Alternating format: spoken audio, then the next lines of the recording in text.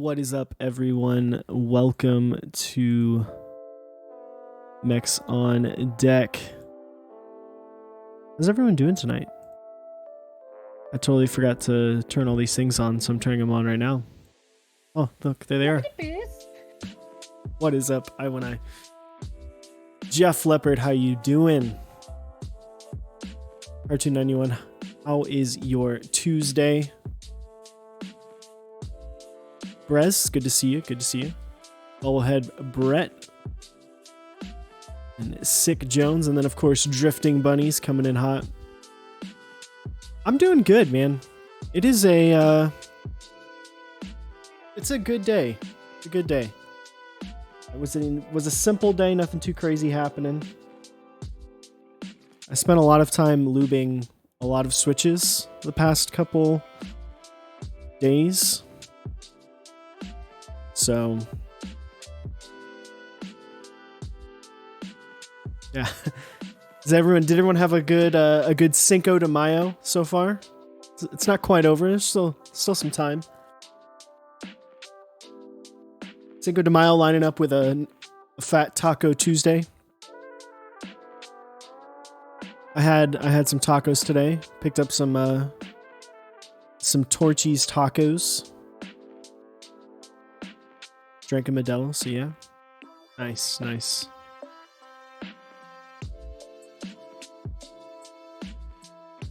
I almost ordered like a to-go like a to-go margarita pack that they have at Torchy's Tacos, where they give you like a bunch of like pre-made margarita mix and like an entire bottle of tequila, and I was like, I'm good. I want like 1 or 2 margaritas, not like 15. Yeah, an entire bottle of tequila. It's only like $35 too, which is pretty crazy for the whole thing. I am very hyped for the build today. Chewy has had the pleasure of building 2 Austins. So I'm having the pleasure of building a V2 prototype. He got to build the V1 prototype, so Wise Gamora, yes, I am building an E-White proto. It is only fair, Drifting Bunnies. I very much appreciate it. Very, very much appreciate it. But the E-White, I don't know if you've seen the pictures of them. They're pretty sexy. The E-White looks great. The freaking the Cabernet Red. Ooh. That Cabernet Red looks amazing. I must say. I'm doing well, Visionaire. Doing well. I'm kind of a sucker for like the deeper, darker reds. So I don't know if I'll be getting in on round 2. The board, while I love it, it is so big. It is so big. This is definitely the biggest board by a little bit. I did use Chewy's Austin for a little while. When I had his boards hostage for like a month. And man, it's so different going from using like a 60% to using a basically full size. It feels so different. But I do really love the board. I love the way it looks. I love the aesthetics of it. Some of the smaller design things are really nice. But yeah, you show it next to a 60% just for comparison size-wise. I can definitely do that. I can do 65 and 60%. So, but before we get into everything, I just want to give a quick shout out to our sponsors. I'm not gonna do the full run through right now, but I just want to, you know, take a look at it. There's a couple things, cool things going on over on some of our sponsors' websites. Check out Switch Mod. They're running Frost Witch right now. Zap cables, pick up a cable. Dixie Mech. They are running Nautilus 2 right now. It's the last day of Nautilus R2, so definitely go check that out. Project Keyboard running GMK Masterpiece. Pretty freaking cool looking set. Beautiful blue color, so check that out. Canikeys.com. Running Deep Navy, GMK Deep Navy. And then join the Type Beast newsletter. We'll talk a little bit more about all the sets and everything that people are running. But I kind of want to get into this. This is going to be a little bit longer stream today just because of the board being so much bigger. There's a lot more to solder. A lot more stabilizers to lube. A lot more stuff going on. If this board weighs less than 11 pounds, which I'm about 90% sure, we will be able to weigh it. We will be able to weigh the board. I purchased a scale, really not for this, mainly to make coffee with, but I now have a scale, so we can do the weighing. So let's take a gander. I got everything kind of already all laid out.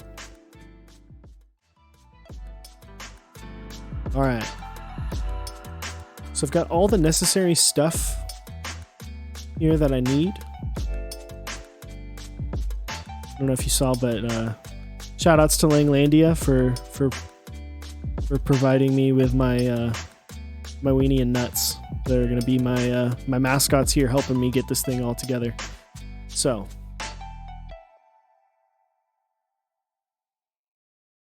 this is what we're building today. Look at how freaking beautiful this is. Man. Get some stuff on that off of there. Look at that. I love that he does the V2 like prototype in the actual weight. Just so you are aware, these bump-ons are not final. I believe even in the interest check thread, he does say that he's planning on using black bump-ons, and so these are just kind of here so that way that they can serve the purpose of being bump-ons. But yeah, this thing, it's freaking awesome. It looks super clean. Finish is great. Like, it looks great. Shout outs to Drifting Bunnies for knocking this. Whoever you got to do this finish, it killed it. It knocked it out of the park. Looks great. So, design looks awesome. Very excited to put this thing together. One of my favorite things about this is this. I know some people were kind of like hating on this for a while. This little indicator, these 3 indicator lights, but I love this. I love this little touch and the indentions. I think it looks awesome. The group buy for this Dutch Master will be on the 16th of May, I believe at 10 a.m. Double check that, make sure I'm not wrong. Yes, 10 a.m. Central Time, May 16th, and there will be 75 units for America, and then there will be 75 units for Europe and Asia, and that will be at 3 p.m. SGT. I don't know what time zone that is, but hopefully if that applies to you, you know what that is. Singapore. All right. Yeah, this thing looks awesome. And then I believe this is just the same PCB from round 1. Designed in partnership with Gondo, Gondo designed the PCB in partnership with Drifting Bunnies. I love the logo, having the Drift Mechanics logo here, as well as the little like badge, which May not be able to read it, but pretty freaking cool looking. They do cool little things on here. I know Chewy kind of touched on it when he built his, of having like the things you need listed. So like for your bottom rows, like knowing, okay, this is where your 7U goes, your 6.25U, your 1.25, and your 1.5s for your bottom rows, as well as like all your, with this craziness where it supports the ISO stuff. It's all marked, so it's not, it's clear, it's 100% clear. So the badge says Austin PCB Release Alpha, designed by Gondo Lindrum in partnership with Drifting Bunnies and Phoenix Star. Man, fuck this burger, it tastes like sorbethane. And then on the other side, this is the top.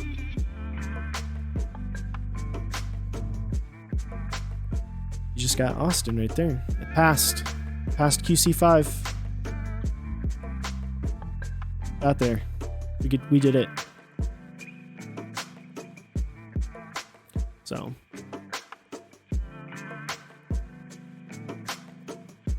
you have QC5 people. QC5. I wish. It's just Drifting Bunnies by himself, him and his wife.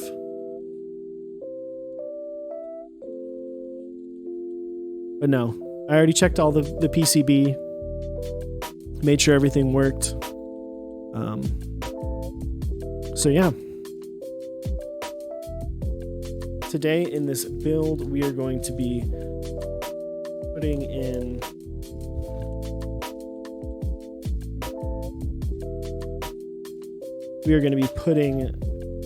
Novel Keys cream switches in this, which I have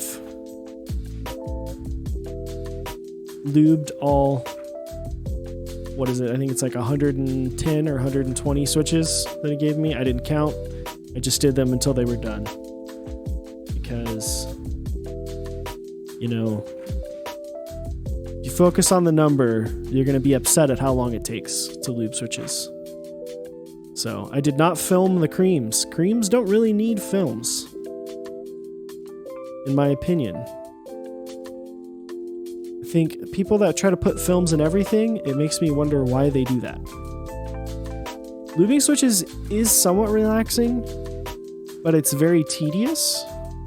I will say the good thing about lubing linear switches is that you don't have to be, it's not that you don't have to be as precise, but you don't have to worry as much about like getting lube everywhere, right? Like you're pretty much lubing the entire stem. So you don't have to necessarily be as focused, whereas like if you're lubing tactiles, you want to make sure that you're not, lubing certain parts of the stems. Like you don't want to lube the legs. So yeah, it was not hard. It's just long.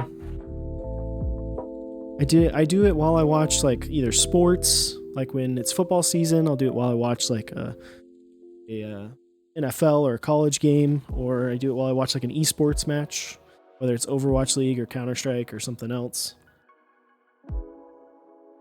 Sometimes it's another Twitch streamer. Not hard, it's just long. Yep. That's right, our carp. Raising. Yep. Hey. So no lubing anything. Man, lubing 120 switches in one go is not fun, but hey. Niv 1800 or 180. Niv 180. Thank you for gifting a sub to KVS. AVS. Appreciate it.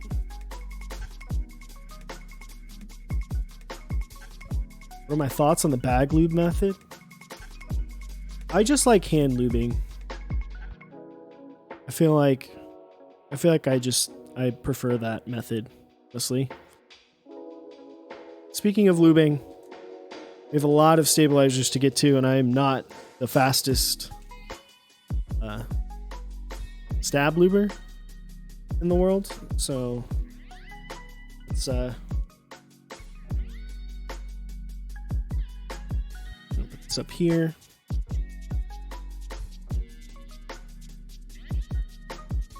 We're going to be using some 205 grade 0. Drifting Bunnies did provide me with these stabs. These are the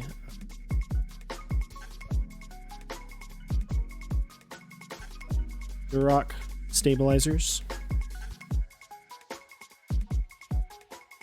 Any thoughts on the ghost switches?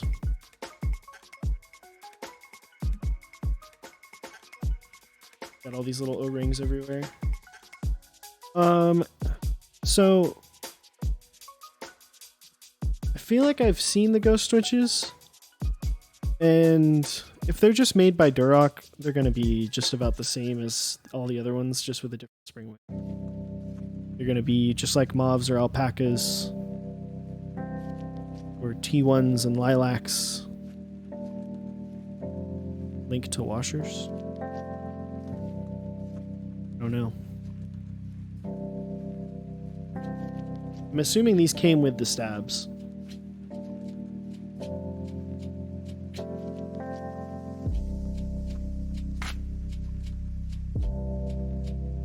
Yeah, most screw-in stabs come with washers. I hear people debating on 205 or dielectric grease on stabs, or even both, with dielectric on the wire and 205 in the housing. What is my stance? So my thing about dielectric, yeah, see that? My thing about dielectric grease is just like that and superlube, just like superlube and dielectric grease, they both get, like, they kind of harden with age. They like get gross, in my opinion. And whereas 205 grade 0 is a little bit more, it holds its shape's not a good word description, or not a good word to describe that. It holds its consistency better, in my opinion, for a longer period of time. Yeah, it's more stable for a longer period of time than dielectric grease or superlube. I feel like with superlube and dielectric grease, you have to kind of reapply more often, whereas with 205 you don't, and if you do, it's like really easy to also just kind of like I find it very easy if a stab starts rattling a little bit, I can throw in a little bit of 205 in places and it'll take it away, whereas that's a lot harder to do on with something that has been lubed with dielectric grease or super lube. Also, both of those, dielectric grease and super lube, I found hold on to like particles a little bit better. So like dust, or if you have like crumbs from food or like hair that gets in there, it kind of holds on to it. What's up, Mr. Petrov? How you doing?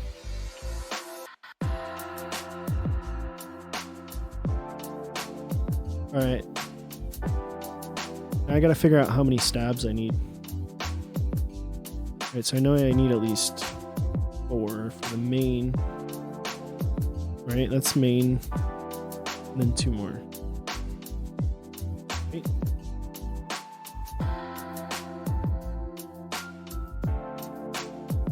Okay. Backspace. 1, 2, 3, 4, 5, 6, 7. 7. I need all of them. Gave me perfect amount. All right, I don't have to worry about it. These mugs out on the table. Taco Tuesday! Let's go. I know.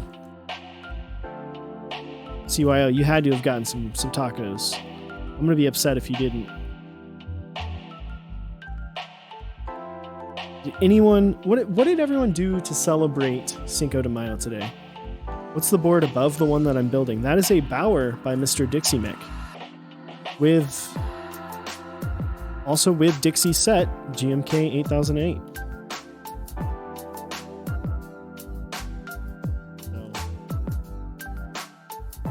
Yeah.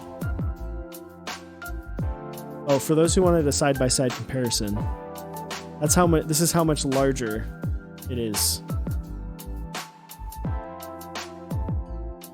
than the 65%. Enchiladas y cerveza for Cinco de Mayo. Hell yeah, doing it big. All right. Homemade margs and street tacos. Ooh. You're not going to need to go find new taco spots after the quarantine's done. You're going to have all the skills yourself.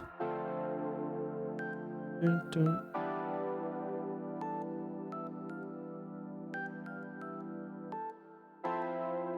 It is a big boy, Brez. Or girl. We can't assume it's gender. It's not built yet. We don't know. All right. We got our trusty 205 here, which is getting low, honestly. This thing used to be full. I know you can't really see in there, but not full, but it was like 2.5 times this. Now you're making Zycos, man. That's a night. That should be a fun time. I actually have to make some Zycos. I have to make some Zycos before Saturday. I have to do a couple things. I have to make Zycos, and then I'm going to take some like 3-year-old Gatoron housings that I have, and I think I'm going to convert them to I'm going to put the Oompa Loompa stems in there.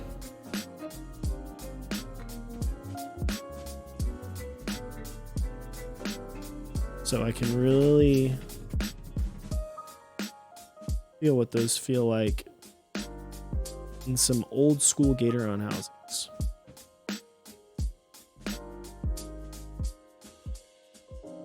I was thinking about harvesting some like very old used cherry housings from an old ducky board that I have, but I kind of don't want to like take that apart, honestly.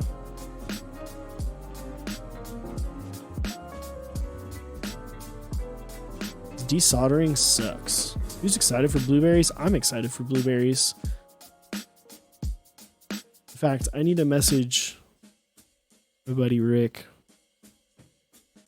about that and see how much I owe him, or if he even bought me some, because if not, I'm not going to be that upset, but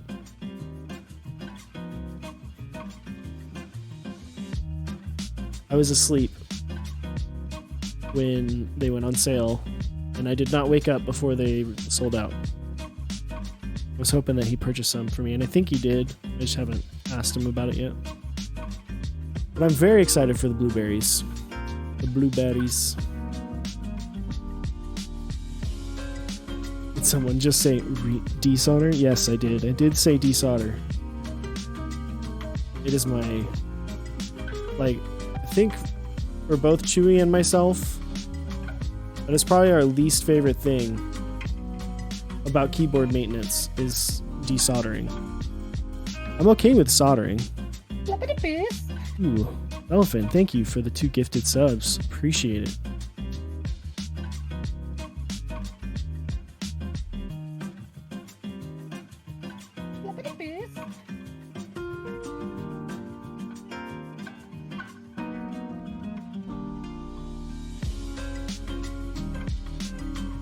Solder his life. Maybe, man.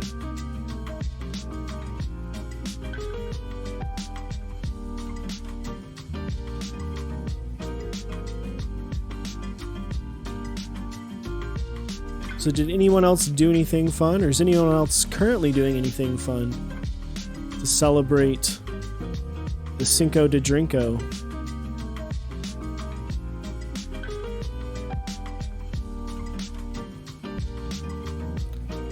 Watching me? Oof. That's one way to celebrate. Squire Knight. Thank you for the follow. Appreciate it, my dude. Hope you are having a good night.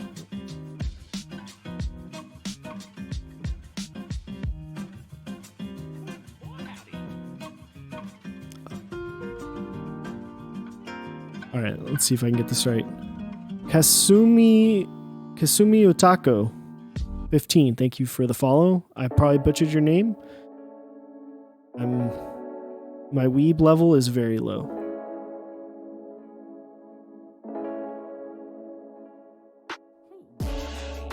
Lil fam, thanks for the follow. I appreciate it. Lubin creams for your knees, 40%. KBD order finally showed up. Nice, Sniper Bob.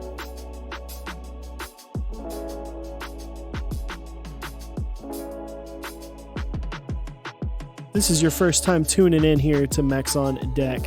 Welcome. Appreciate you being here. Hope you enjoy this. We are gearing up for a 24-hour stream this upcoming weekend, starting Saturday the 9th at noon. We're giving away 2 keyboards. We're giving away a Rukia as well as a 5 degree, which is not just going to be the keyboard. It's going to be the full thing. It's going to be the whole board, caps, switches. We're going to build it on stream, and then we're going to give it away to someone. As well as a ton of keycap sets, a ton of artisans. So it's going to be a lot of fun. We're going to do some games with y'all. Some builds. We're going to have some guests on. We'll be sharing our schedule for this weekend in the next couple days so you can kind of know what's happening when. Chewy is also dyeing his hair turquoise if we get to a certain bit goal. I'm still debating on whether or not I should do something. I feel like I need to. I feel like him dyeing his hair turquoise and me not doing anything is kind of a cop-out for me.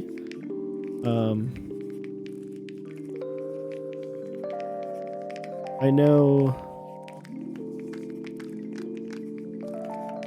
some people were like, oh, you should dye your beard. I'm like, that's still kind of a cop-out in my opinion. So I don't know. Dye my hair red? Oh, we'll get to the goal.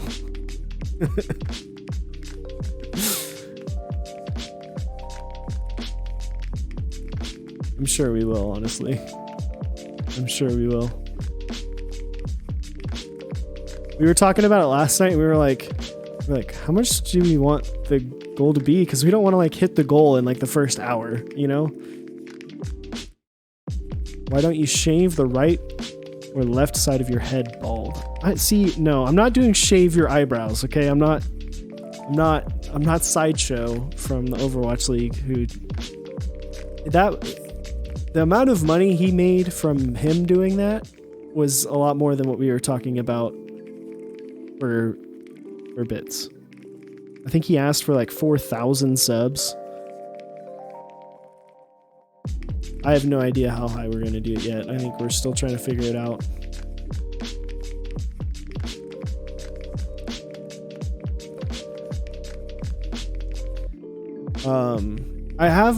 I thought about like, what if I just said, screw it. And I just,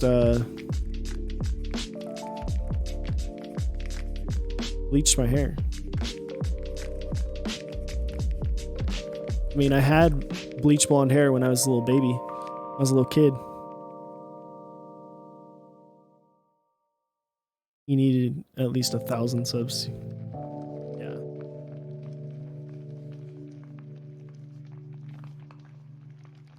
I know hair if you have questions. Okay, Fantasy Runner. Maybe I'll bleach my hair. Who knows? I was thinking about it like literally just before I started streaming. I was like, I used to have bleach blonde hair.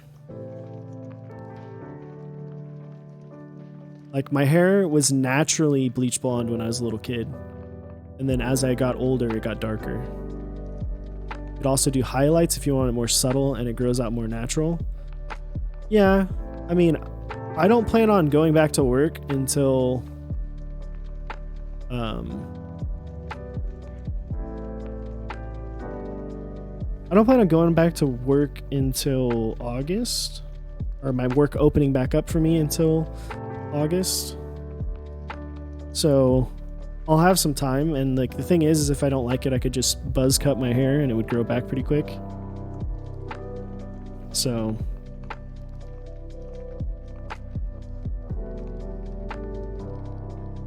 especially because like normally when I get my hair cut, it's like really short on the sides and the back anyway. So it would just be the top that I'd have to deal with for a little while.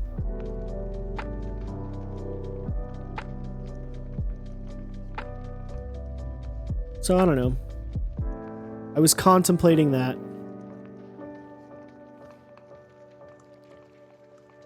We'll see. What do you think, chat? I'm not shaving a mullet or a mohawk. I'm not gonna like shave my head. That's kind of... I know I don't want to do that. I'd rather color it. As weird as it sounds, I'd rather color it than like buzz it. Handlebar mustache. See, I could also do that. I was thinking like the Fu Manchu. It's funny because people are like, oh, do a mullet, do a mohawk. And I'm like, I've had all these haircuts when I was younger. Like when I was in 6th grade, I had a mohawk for the whole year. And then when I was in high school, it's funny, we were talking about this in our Discord, which you should join if you are not already in our Discord. I was a scene kid, and there was a hairstyle that I was chasing. There was a band called Oceano, or Oceana, not Oceano, that's a completely different style of band. Oceano, that they Oceana had a music video for a song called The Family Disease, and he had a pretty intense mullet in it, but it was like a scene kid mullet, and I had my hair like that for like a year and a half. It wasn't quite as aggressive as a mullet as his, but it was still pretty out there. It was pretty out there.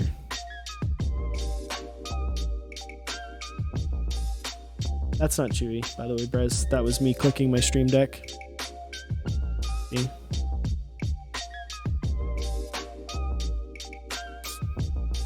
Unlucky. I think Chewy's enjoying The Sims. I'm sure he'll be lurking. Getting some quality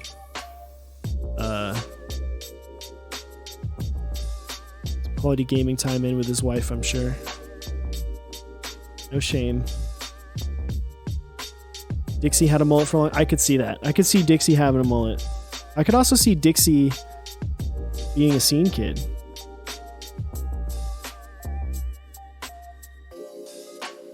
I could see Dixie into some all-time low stuff. Like, it's not too far off of the music that I know you like. There's a lot of kids that went from like scene kid into the like set your goals 4 years strong. Yeah. I see you. I see it. A little like there's a bunch of like the power pop bands, I like to call them, before the easy core took over.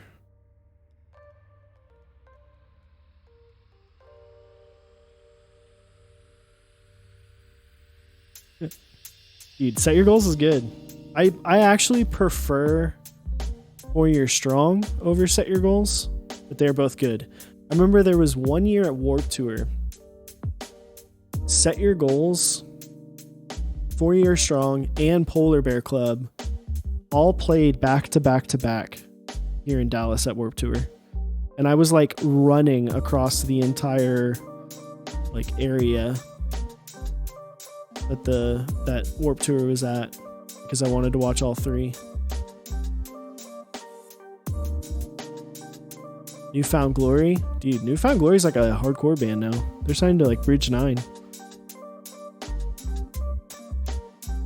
Well, they're not like, they're still the same, but they're like, they get props from the hardcore scene because they're on Bridge 9. I actually saw Newfound Glory not too long ago. Hugo Keys, thank you for the raid. Appreciate it, my dude. How was your stream? Welcome everyone. Dude, Under Oath, Maylene, and the Sons of Disaster. F Conquest. Thank you for the follow. Appreciate it. Did I win the PC Austin? I did not. I did not win PC Austin. Under Oath, Maylene, Norma Jean, maybe that lineup. So there's a lineup for me that's like the best lineup ever. It's not that same style of music, but it did have Under Oath, which reminded me of it. But it was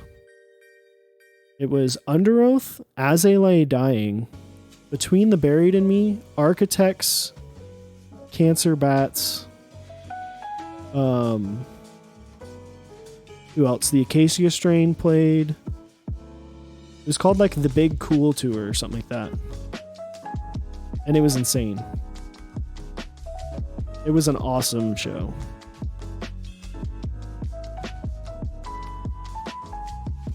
Between the Buried and Me and Animals as Leaders. Man, I've never seen Animals as Leaders. I imagine they put on a good show. It's on Bullet in all black clothes. My tears don't fall. Dude. Yes. Yes.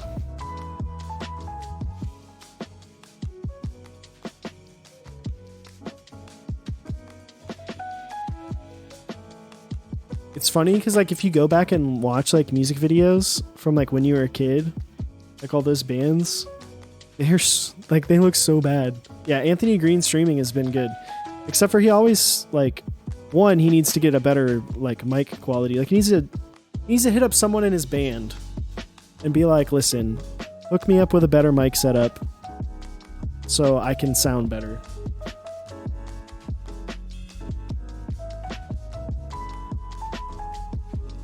Dude, listen, if you're a scene kid, you watched music videos on MTV2. No joke. MTV2 is how I found out about Under Oath. I can't remember which music video it was. It was before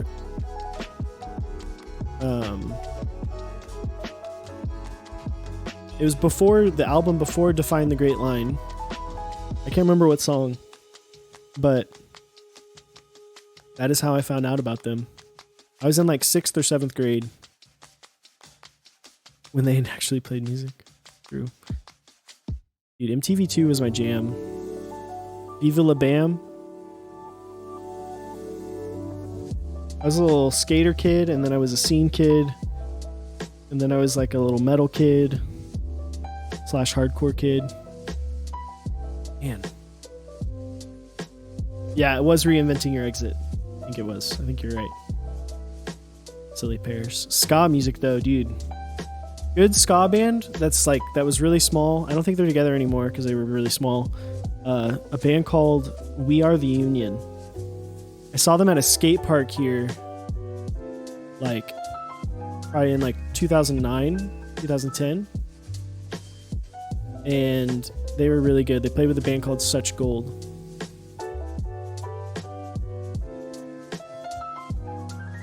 Real big fish, less than Jake. Dude, check out We Are the Union. They're so good. They're like more punky. Like more like hardcore style punk. Dude. Then all the scene kids, they transitioned into the sad boy pop punk kids. Dude, that was such a good show. Now I think about that. That was We Are the Union, Such Gold. I think the Wonder Years played. That was such a good show.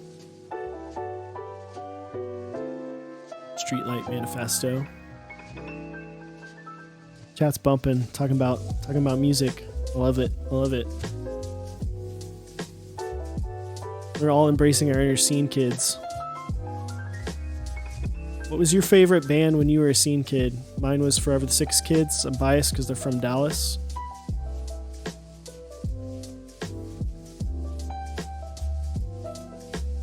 Worst the band. Another good one, The Fall of Troy. They were a little kind of a scene kid. Maylene, yeah, from Alabama. Maylene and the Sons of Disaster. So the band that I worked for a little while had a time where they were like a southern band, kind of like Maylene. If you go back and listen to Memphis Mayfire's first like EP, they are like very southern. People gave them a lot of crap here in Dallas when they stopped being southern. A Day to Remember, dude. Yeah, The Devil Wears Prada.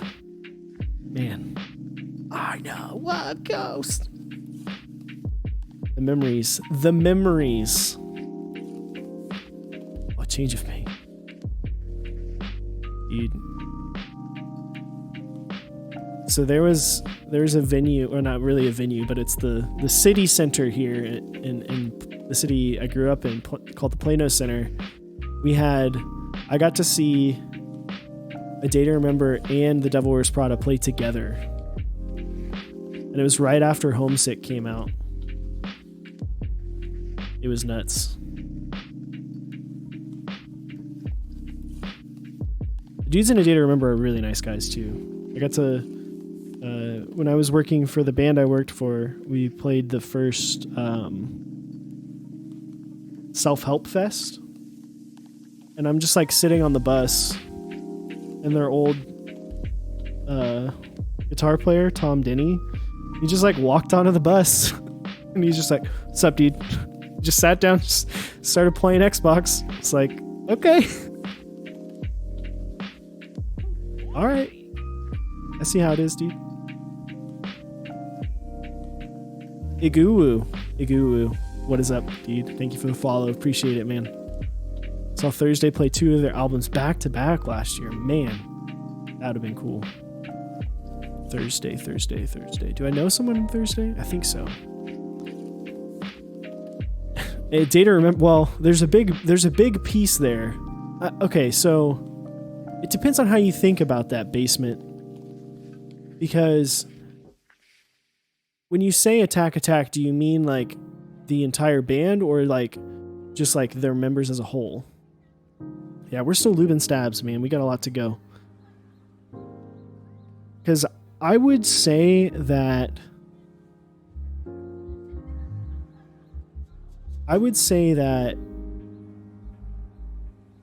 Attack has been more influential than A Day to Remember overall, and has bred... I'm sorry, A Day to Remember. I appreciate your musicianship, but Caleb is a better musician than everyone else in all of those bands. You have to remember, like, the Attack dudes were like 14, 15. The Day to Remember guys are like... The Day to Remember guys are like a little bit... They're like a little bit older than I am, I think. They're in like their 30s. Like I think they're in the mid 30s now.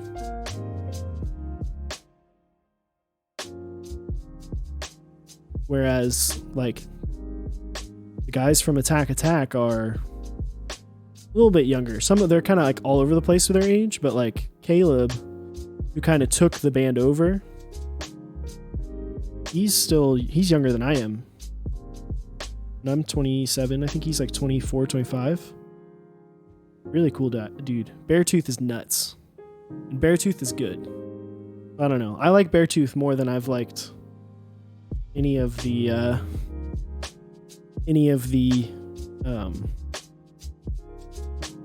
Day to Remember albums.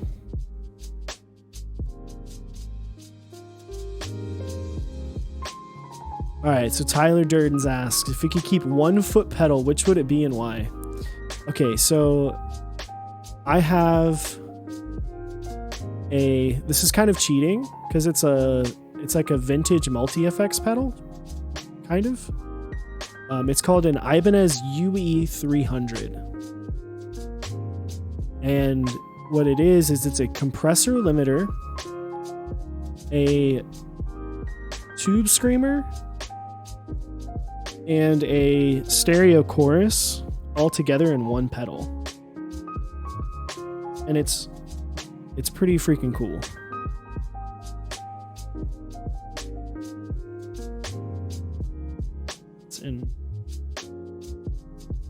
It's pretty cool. And it was a gift from one of my old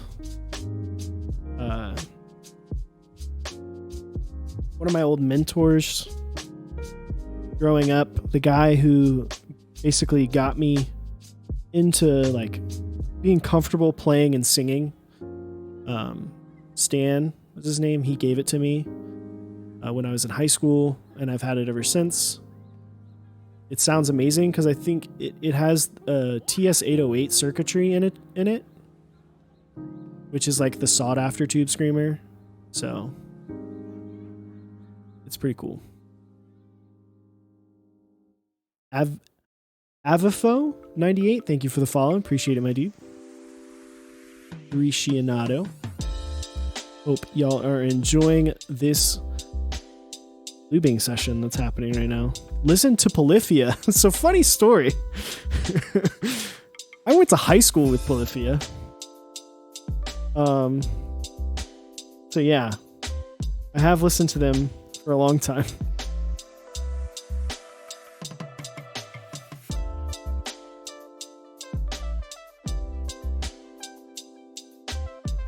Yeah, Polyphia is awesome. They're good dudes. They're really funny guys. We're vibing hard. You miss your setup. What did you have, Tyler? What all kind of gear did you have? Because I miss my setup too. Where did I grow up? I grew up in Dallas, Texas.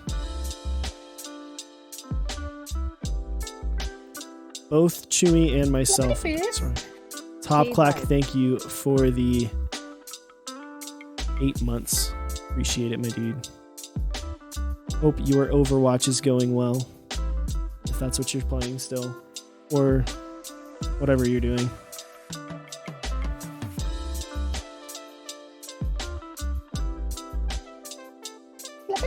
Geo, what up? Thank you for the 9 months. Appreciate it, my dude. Could be better. I feel you. Missing a player. True. Any truers? Any truers? We're trying to find out where you were and you're doing keyboard stuff. Dude, imagine that, man. Imagine that.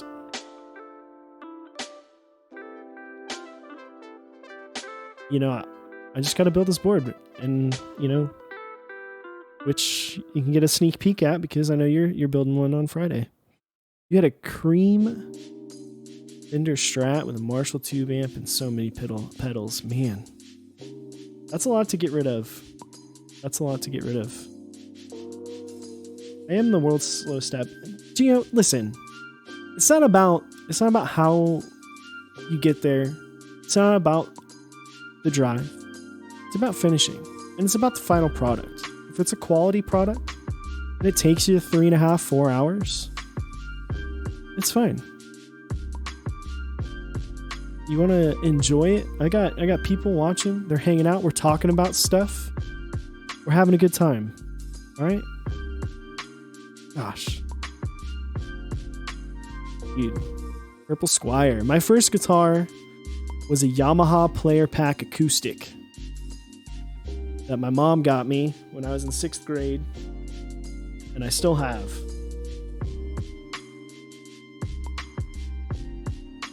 My second guitar was an Esteban acoustic electric that my mom bought off QVC. And then very quickly after that, I was like, Mom, this is bad. And then I got for whatever reason, I never had an electric. I didn't have an electric for a long time, but my next guitar was a Ibanez, like, exotic wood acoustic electric guitar, which looked really cool, but it didn't sound great. But it worked really well for what I was doing at the time.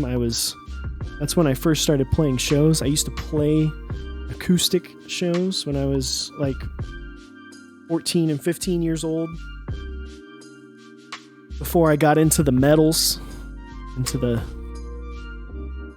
then I picked up an Epiphone Gothic, or not, I think it was a Gothic SG. It was all about the SG body style for a while. It was pretty good. That was my first electric, was a Gothic SG, which I had for a long time. Sick Jones, thank you for the follow. Appreciate it. And then from there, what did I get after that? I got a 7-string. I got an Ibanez 7-string and the LTD signature model that I have. It's not my signature model. I wish. It was actually a signature model for a band that I never listened to. I bought it strictly because of the specs it had. It's the Jeff Kendrick from Devil Driver. It's his signature model LTD. It's like the EC body style, so it's like made to look kind of like a Les Paul. But most of those are either like a set neck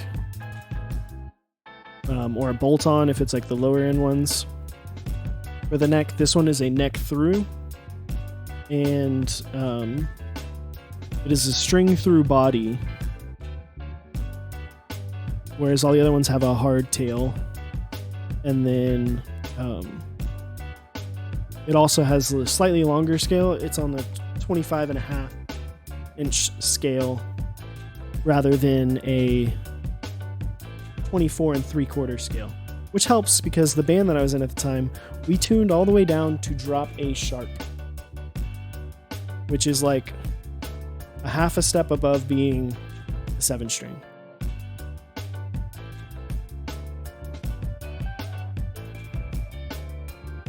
So, saved up for a guitar as a kid. Had it for a month, and the sister and her boyfriend pawned it for lunch money. Man, dude, that sucks.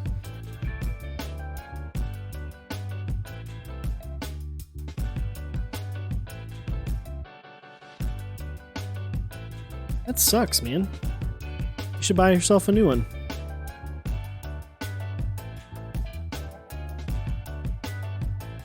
I've been in the quarantine, I've started picking up playing a little bit more. Really enjoyed it. Those days are past. Want a hardtail Strat? Dude, that's where it's at, man. Not hardtail, stoptail is what we meant. For the, but.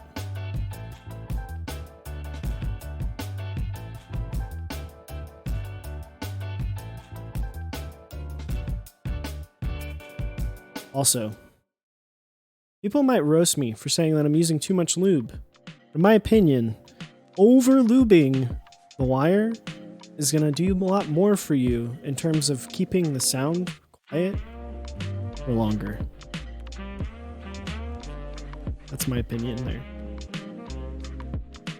I like getting the wire nice and lubed up, so it's just kind of there. It's just in its little bed of grease. It can enjoy its time there. There's no friction. A frictionless experience. One of those things, this is what you can't go back and redo later. You can try, but you can't. Let's see. Tabs or music reading? I'm a tab guy as well. I'm a tab guy as well.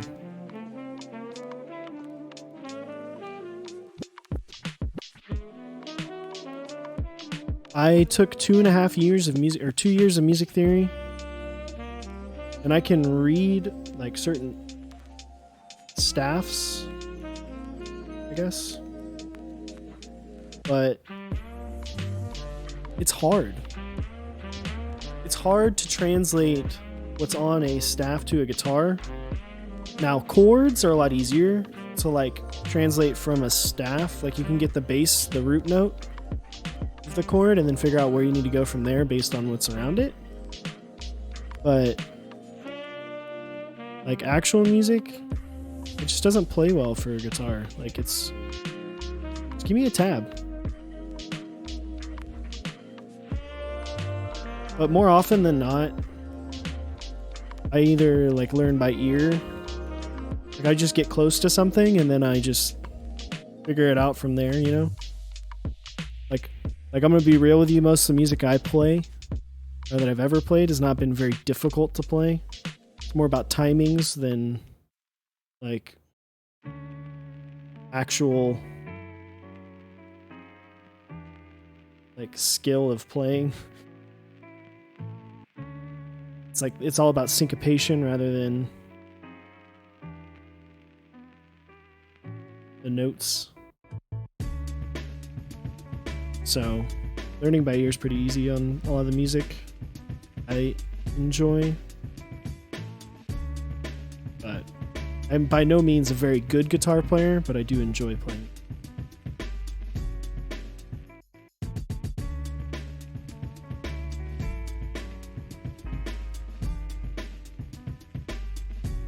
I used to be in band back in high school. Fun times. There you go. What did you play, Drifting Bunnies? Were you a sax guy?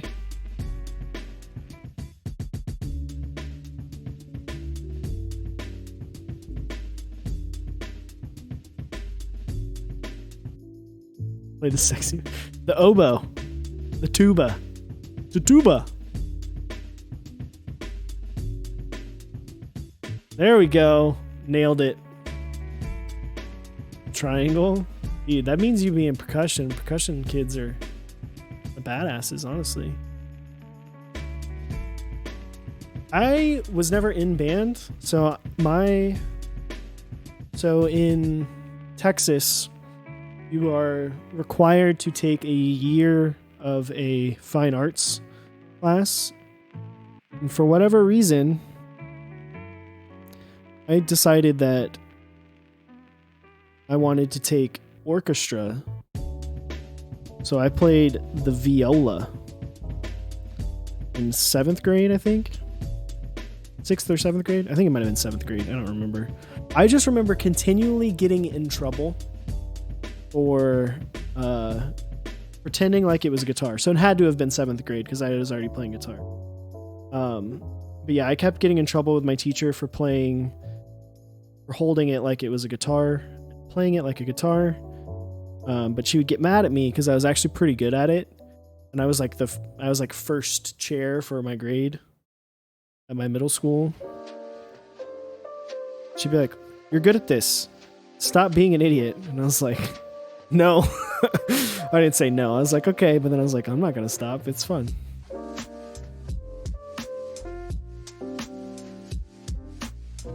That was a fun year. There's some weird... I have some strange descriptive memories from that class.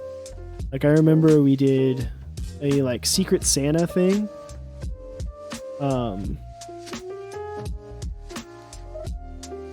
And that was the year that the Jay-Z Linkin Park like collab CD came out, the little EP, and that's what I asked for, and they got in trouble because the kid gave me the uncensored version.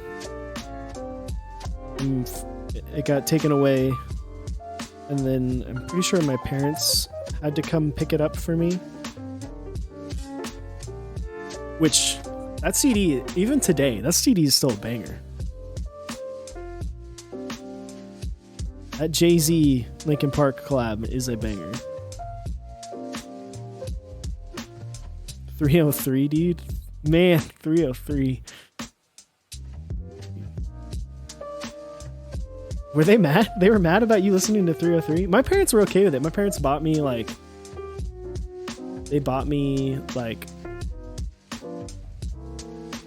anything like, I think they put a little bit more of, they were more okay with me listening to music if it was by like a Christian band. So like they were okay with me listening to the Devil Wears Prada, because the Devil Wears Prada was like technically a Christian band, but they would still buy me stuff. Like we'd go to like FYE and I'd get like, you know, Seosin records, or like, what was other stuff I was buying back then? And I was all over the place. I was listening to like Mayday Parade and Cute Is What We Aim For. Bunch of stuff back then, man. Technically Christian bands were always the best bands.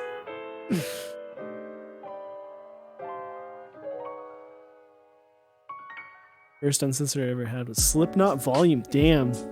See, that's aggressive. I don't know if my parents would ever would have let me do the Slipknot, because they're so polarizing as like people, you know? I just remembered NoFX keep chanting Under Oath doesn't believe in dinosaurs. I think I remember seeing that video. So the only time I've ever been like somewhat like genuinely starstruck is, so I used to work for a band called Memphis Mayfire, and we were in California, and I was finishing setup for the guitar player and bass player that I worked for, and I walked up to the green room, and I had to ask my guitar player a question, and it was like a very pressing question. I can't remember exactly what it was, but I walk up to him, and he's like facing me, and then there's someone he's talking to that has their back to me, and I come up to him and I'm like, hey, I have to ask you this question. Like, we have to fix something. I need your input. And he's like, oh yeah, hey, Eric, meet Spencer. And it was Spencer Chamberlain from Under Oath. And I was just like, hello? Hi? He's like, what's up, dude? How you doing? I'm like, I don't know what to say right now. I'm like, I'm gonna go fix this thing. But yeah, that was like the only time I've been like legitimately starstruck meeting someone, because I just didn't know what to do. I didn't know how to handle it. Can I name drop without seeming douche? You can always name drop. I thought you were about to say Kellen Quinn because their feature. Oh, I would not be starstruck if I met Kellen Quinn. Well, I've met Kellen Quinn and I was not starstruck. He's a cool dude. It's not for me.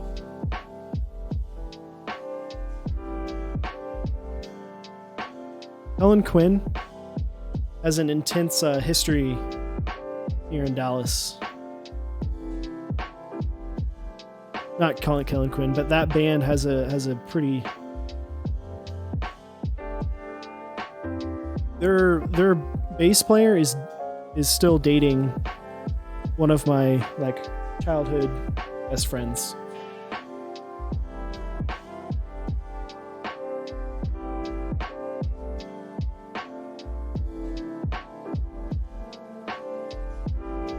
There you go.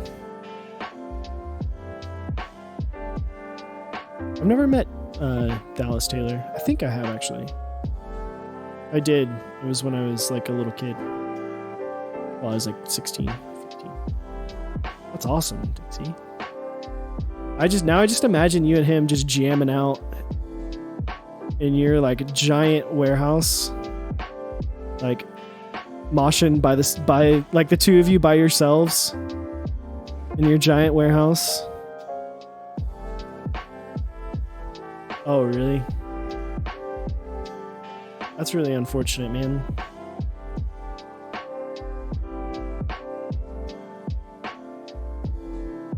This is way too much lube there. I wish.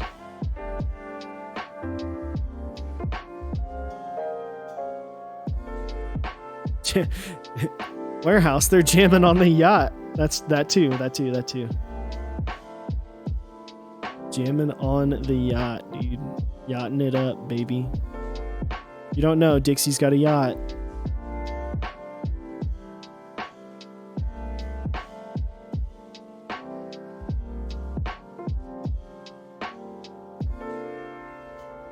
They agreed to play our wedding before that? Oh, man, that would have been awesome.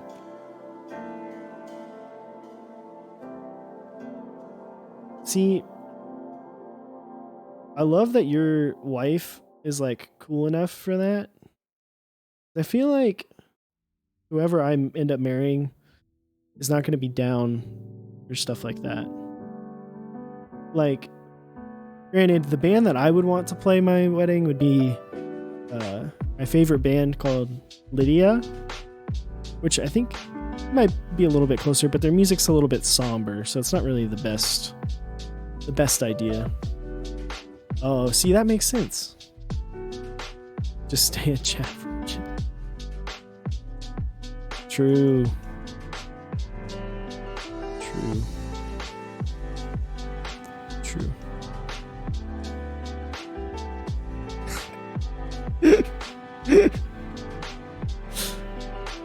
See, I feel like most people would see you say that, Dixie, and they would be like, there's no way he's telling the truth. But I know you are 100% telling the truth right there.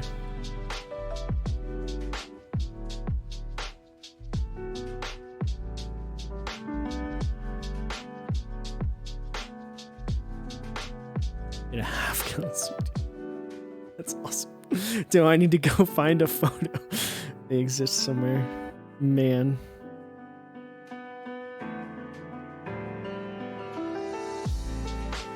Do it, Dixie. We want to see.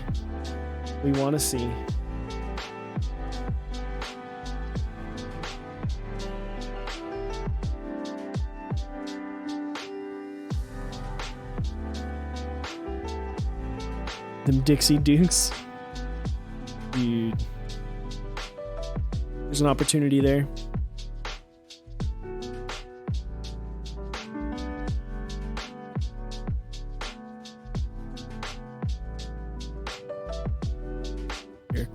We're close to the Mason-Dixon line there, south. The fact that I have to ask for sweet tea instead of ordering tea up there. Yeah, I remember I was in, when I was younger, I went to Nova Scotia with my family. And my aunt at the time asked, she goes, can I get some iced tea? And the people there at the restaurant just like, they looked at her and they were like, what? They're like, what do you mean? And they're like, we have brisk. Like, she's like, no, I want iced tea, not canned tea. But they don't have it up there. They don't know what it is. They don't know iced tea. They don't brew it the same way. Chris Clack's got a 7 V and E white. Man. Good luck with the weight, my dude. That's going to be a fun one to finally get. I'll have tea, sweet or unsweet. Exactly.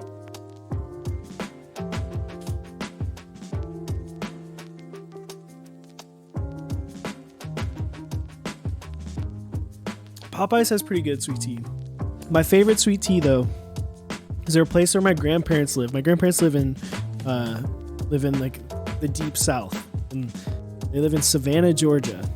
And there's a place out there called Carrie Hilliard's, like a small chain, and they have insane sweet tea. It is so sweet and it is so good.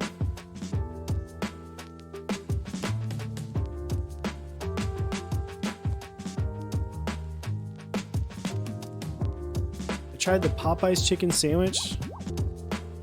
I always talk about Chick-fil-A. I have not actually tried the Popeyes chicken sandwich. I feel like if I tried the Popeyes chicken sandwich, I'd be cheating on Chick-fil-A, you know?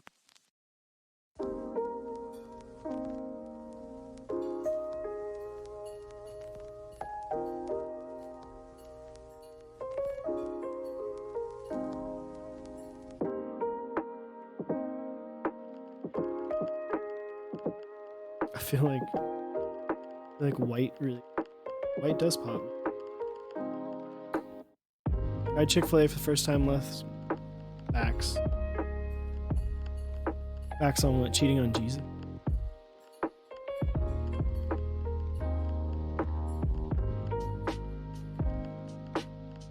So you think... So, Nipsey Bryant, do you think... Which one's better? Dixie, that is incredible. That is awesome.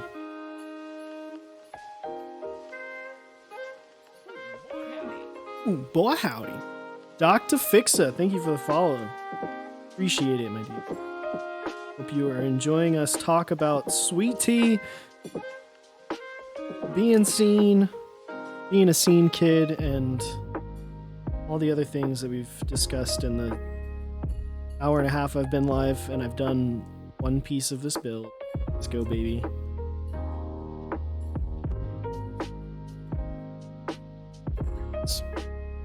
Got there.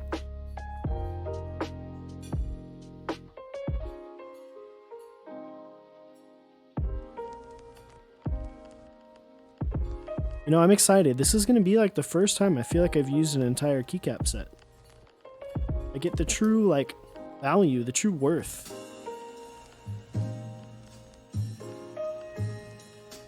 Granted, I did with the Rect as well, but this is just a little bit more. Just a little bit more. We are both in Dallas, Texas. The Dallas area. Slap at the base. Tyler. CYO Caps, Tyler Durdens. Thank you so much for the 5 gifted subs. I appreciate it, my dude.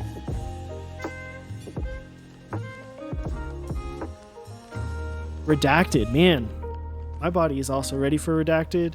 You don't know, Redacted, today is the last day for Nautilus 2, but tomorrow is the first day of GMK. I believe. I think. Right? The 6th? Yeah, I think. Redacted. Get you some GMK Redacted.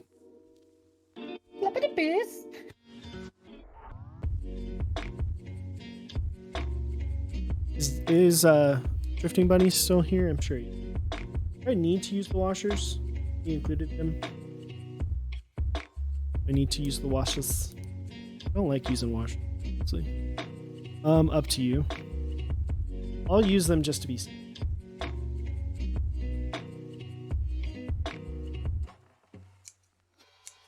Pancake. Pancakey Jakey. Welcome. How's your night going?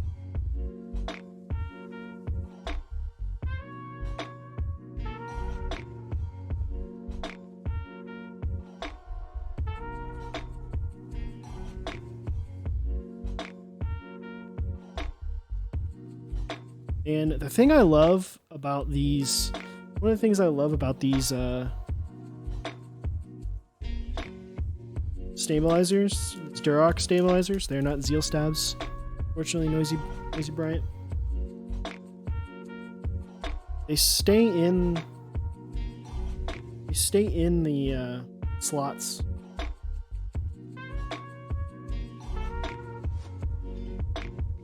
So like with GMK screw-ins, turn the board over and then they just all fall out.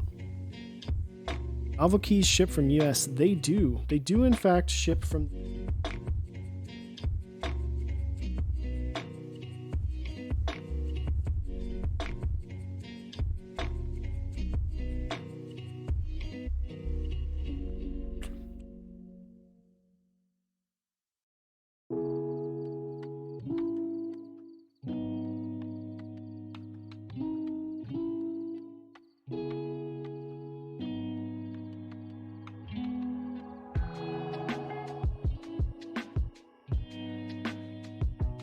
You know, it's funny. I built my my Baka, was that 2 weeks ago?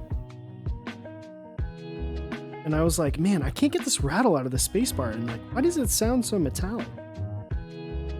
Little did I know, I had not screwed in one of the stabs.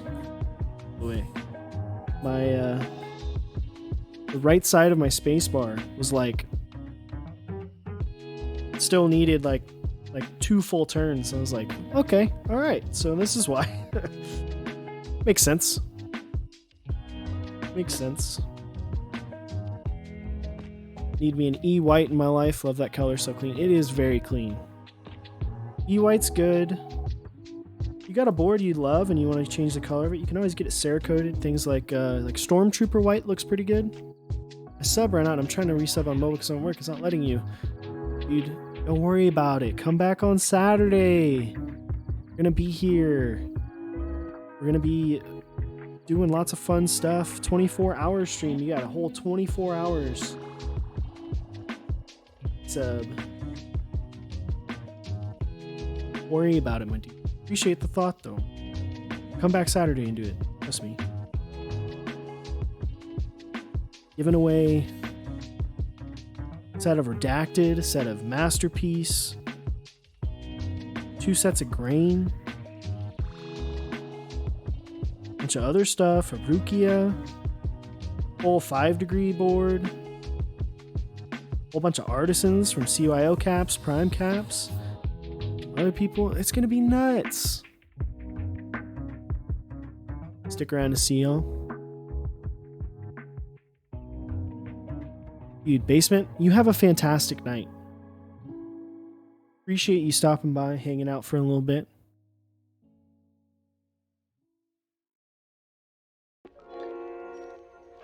Heard of Aerosol Duracoat? I have not. Do it at home. I have not heard of that. I mean, you could always try it. The hardest thing about that, though, about doing those coatings at home,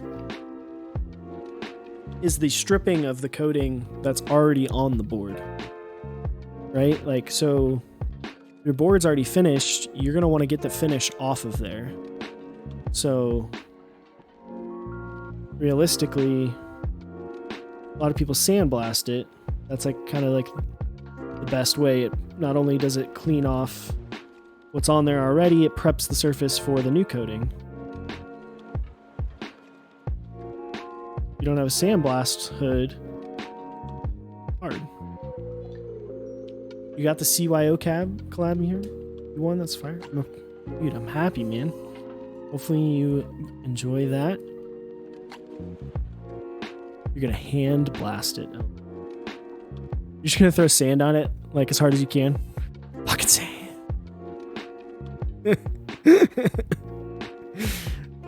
I don't know what that process looks like, but I just think that would be funny if you're just sitting there just like throwing sand at it for like 3 hours.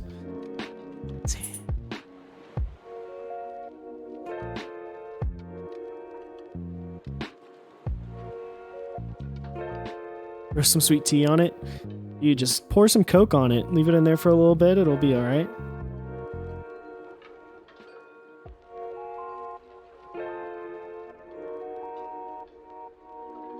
Nice little sweet tea bath.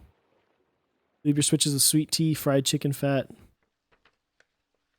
Dude. I wonder...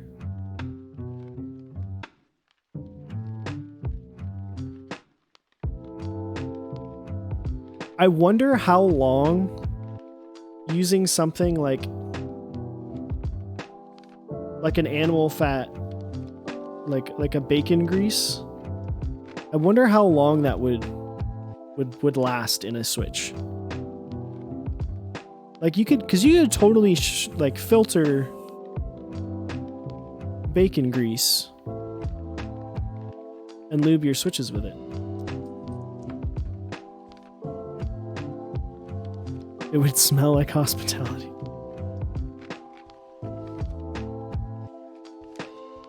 Dude, that board would get you hungry, man.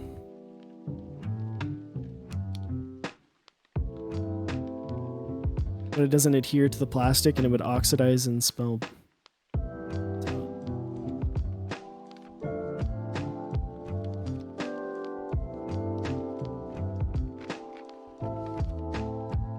Interesting. All right, well, that O-ring just disintegrated as I... Okay. Could and should are important discussions. You could, but it would be funny. Like, it would be funny. Like, it would be a fun experiment. You know, like if you had a bunch of stuff that you just didn't really like necessarily care about. Maybe we'll do that one time. I want to do that now. I want to do that.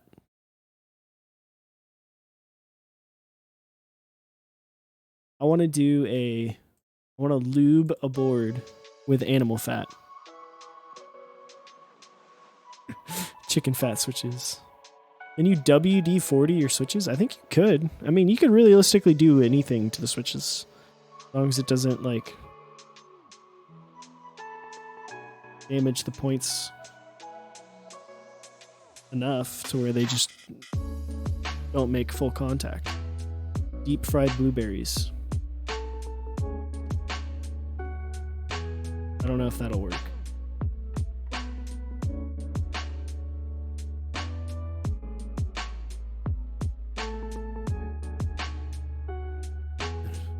Your switches harden up. That's true. They would harden up. They got too cold. But like, when is your board getting really cold? You know? Like if you're traveling, maybe.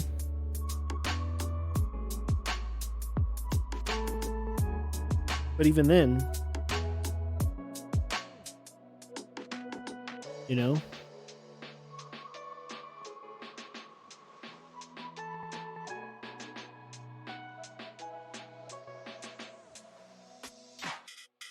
I feel like that would be a good YouTube video. How's Dallas in the winters? It gets to the 30s for like 3 days. And then it'll be like 15 degrees like randomly on a day in like March or November. It'd be like 15 degrees. But for the most part, Dallas is pretty like it's in like the for the most part, it's like in the 40s to 50s in the winter time. Where do I source my large tub of 205 grade 0? So this is from switchmod.net/mechsondeck. So it's that first link in that list of sponsors. You can actually use that link and get yourself 4% off. If you want to get a big tub of lube like this, oh my gosh, this screws me. Can't. There we go. If you want to get a big tub like I have, there is the tub like add-on. You just have to purchase a certain amount of 205 grade 0, and then they will ship it in a tub like this. I think it's like 35 or 40 mils that you have to purchase, something like that. But that link will get you 4% off all that, so you can check that out, pick it up.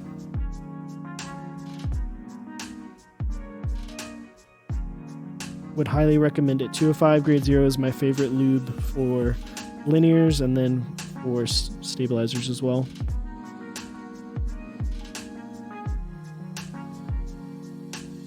Also, if you don't have any lube, he's got the Spesh, is what it's called, where it's like a little bit of everything. It's a little bit of 3205, not 3205, 205 grade 0, 3204, and 3203. Highly recommend that. Because then you're going to kind of be prepared for everything, which is a good idea. You want to be prepared for everything. I'm doing this in the most awkward way possible right now, where I can't even see what I'm doing.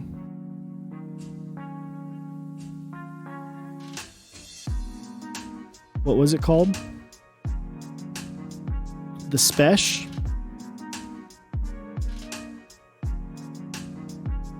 It has a little bit of everything. If you're talking about the tub add-on, I think it's literally just called tub add-on.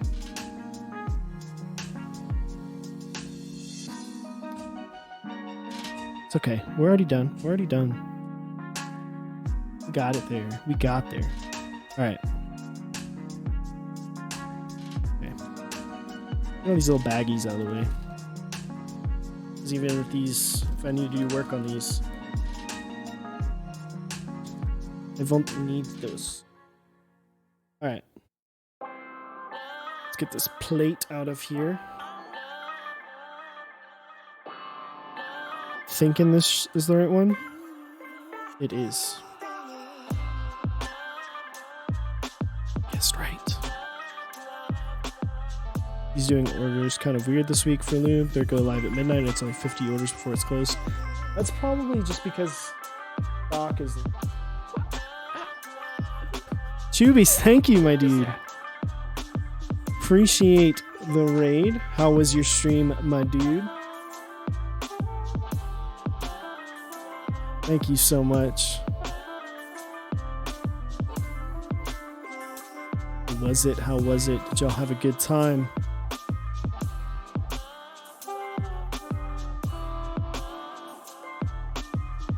Today we are building an Austin V2 prototype in E-White.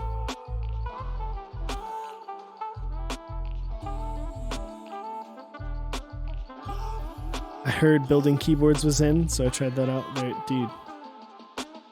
It is, man. It is.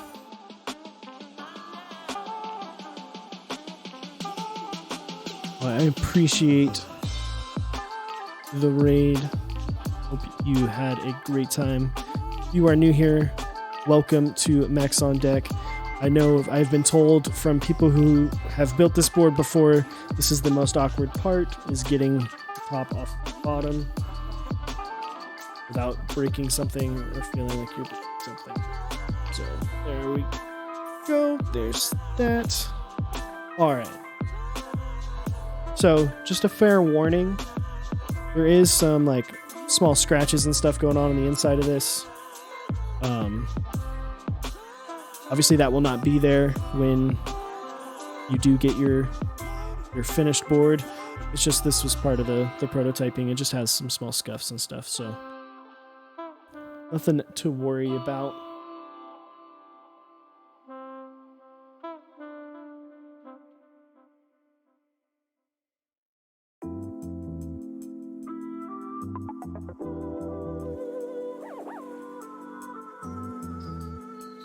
What did he build? 60% Lambo.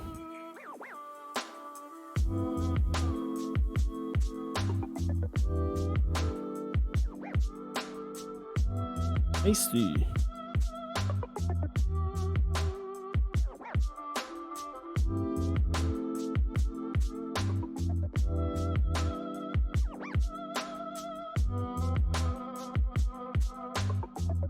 Man.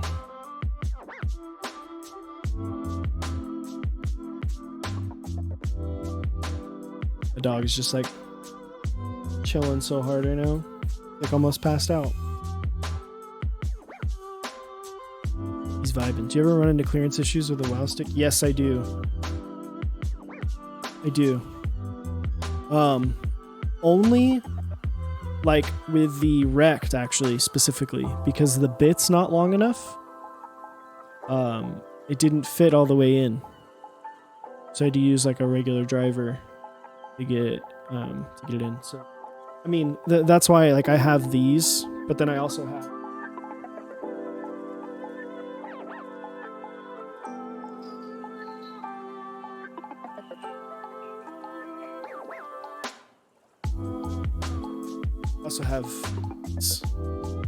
both metric and imperial.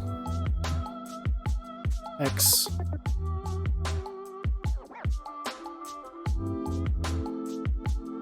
If they're ever needed, you know? In case something I can't use this guy for, I'll use those. No worries.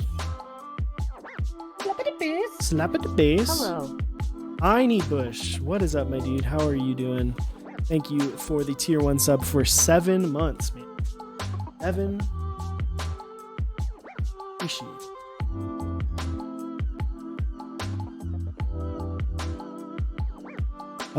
My least favorite thing about the WoW stick is this. This way of holding the bits, not a fan. Not a fan. Not fan of.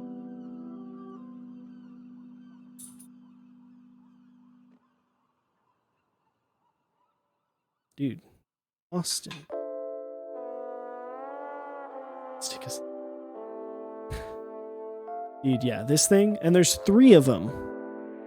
Like, I can see why they want something like this, because it makes it really small. You know, you just carry these 2. It comes with like a little like magnetic case that fits these 2 things together, and you're good to go. It's super portable. But this makes it really hard to change things. You lose these, and I never really want to put things back into this.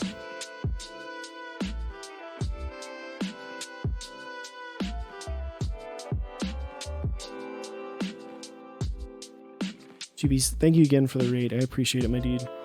Have a fantastic evening. Enjoy yourself. Get yourself a nice little margarita. Celebrate some Cinco de Drinko.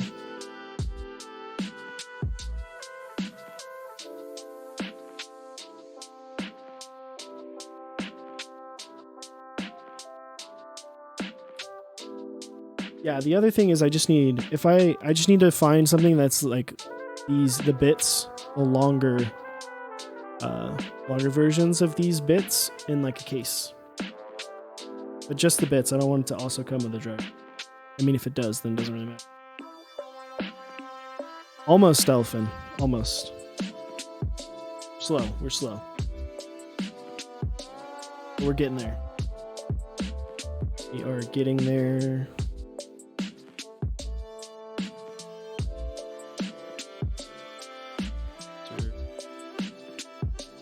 In the plate.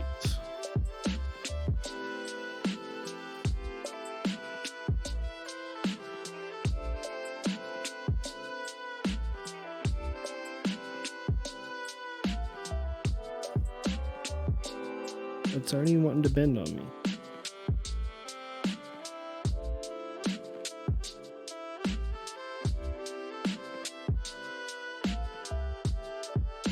Alright, we got it started. Going. Get you some Weehaw. I'll get me some Weehaw. Maybe. Maybe.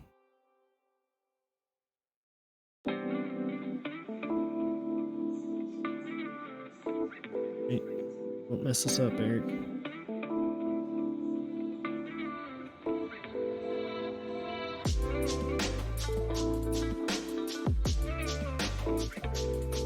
Buster Rhymes would say, we have.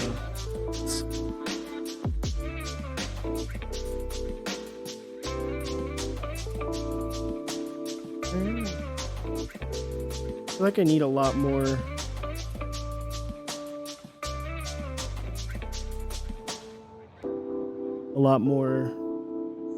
Anchor switches. You know?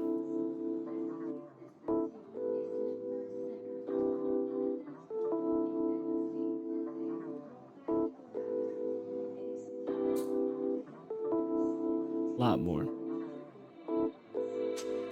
And Noodle Noob, I like your name, my dude.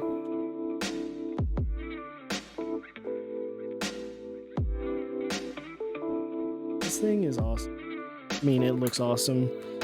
I'm sure this is gonna feel awesome. Round 1 was great. I can't imagine this being any less than round 1. It's not like massive, changes. Huge difference.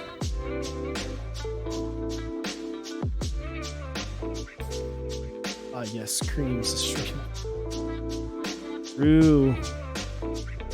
Let's get just a little bit more.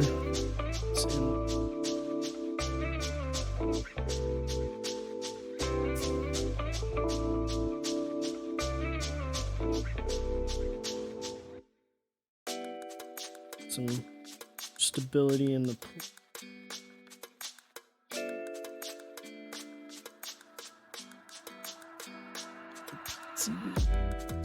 nice little stable distance there.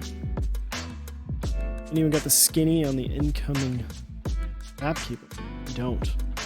Unfortunately, I do not. I wish I did, but I don't. And now we test.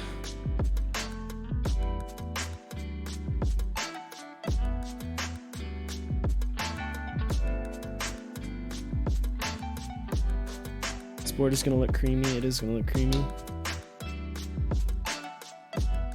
Too bad I don't have hyperfuse origins. I did your layout right, EB. Just stepped, right? I'm gonna do that now before I forget.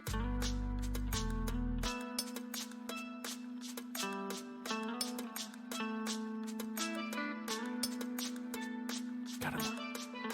Yep, just step 6.25. All right, cool. We good. Boy, howdy. Ecos, thank you for the follow. Ikios.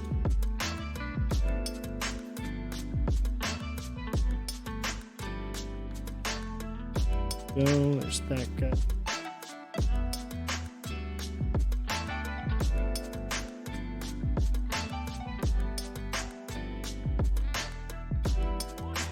Low on HP.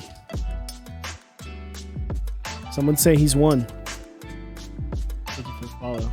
Appreciate it, my dude.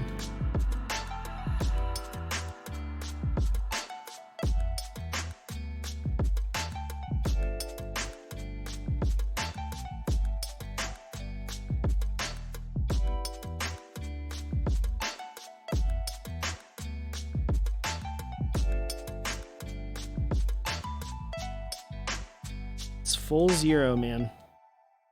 It's full zero. One of the separating factors for this board.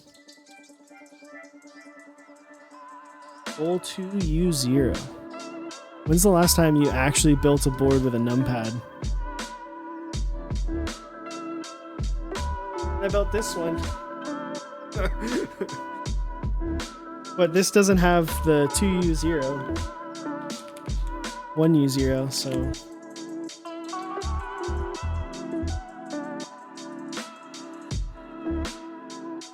This is the largest board I've ever built.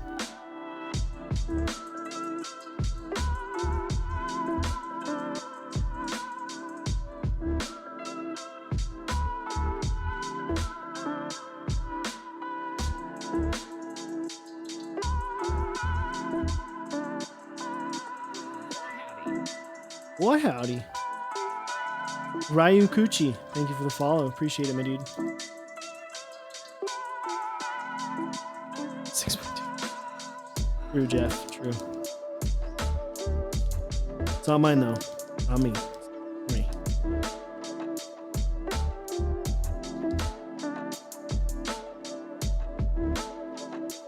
All right, we're good. No rattles. It's good. It's good.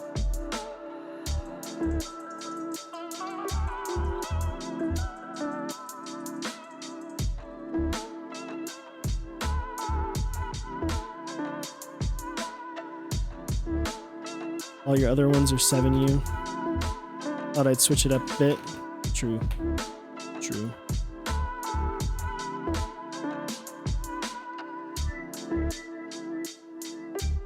Right thumb for spacebar, so it didn't matter. I guess that's true.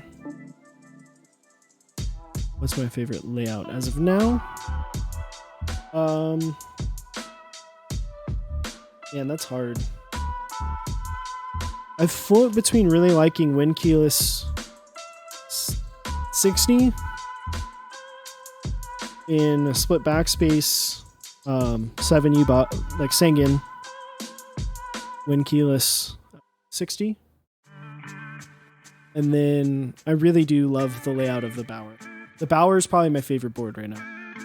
Not probably. It is my favorite board right now.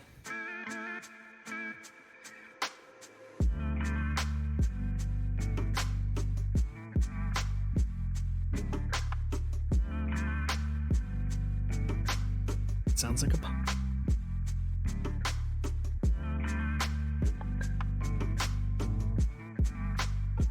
Split backspace. How easy to get. How easy is it to get used to no arrow keys? So just put them on like it's not that hard, because if you just think about it in the same way, do you play video games? Because if you play video games, you're already used to using WASD as movement. So then all you have to get used to is really just pressing your function key. So like if your function key, if you're using a short right shift, your function key can be there. It can be on your bottom row. You could do like Chewy and put it on your caps lock, so then it's just right there. It's really easy to get used to.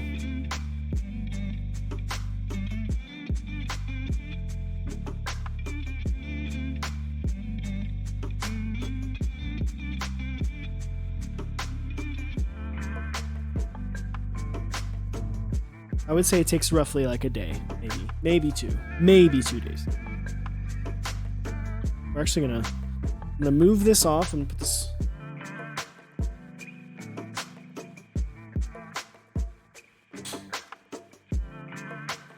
Because I don't want that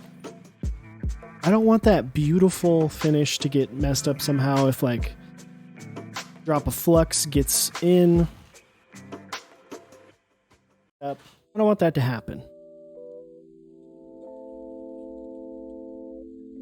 Are you asking me, bunnies? Because the answer to your question is yes. I have considered that. Right? That was weird. What?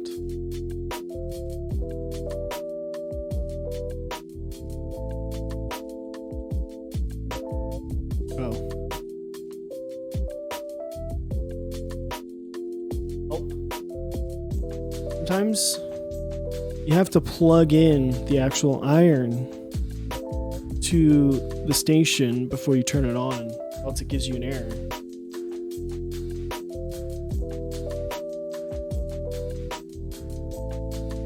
I do have expensive design tastes when it comes to my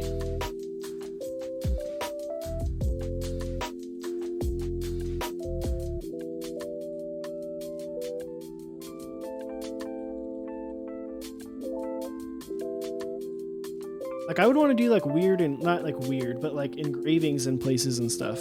You know, feeling this is going to sound better than the 7V. Maybe. I don't know. We'll see. I'm not going to lie. I haven't watched either of the 7V prototypes that have been made, so I can't say for certain. Nor would I do that to one of my fellow content creators. Again, disclaimer, left-handed, solder the board upside down, because it's what works for me. All right. Typically, there's a whole bunch of stuff right around the switches, the soldering points that I don't like to hit. It just works better for me. I don't interrupt the bottom, the base, the butthole of the switch. So you always want to make sure you pre-tin that iron. Get it there, get it nice and clean it off a little bit, you know? I'm left-handed, but I still hold solder pin on the right hand. See, that's weird. I couldn't do that. I would break stuff. I would definitely break stuff.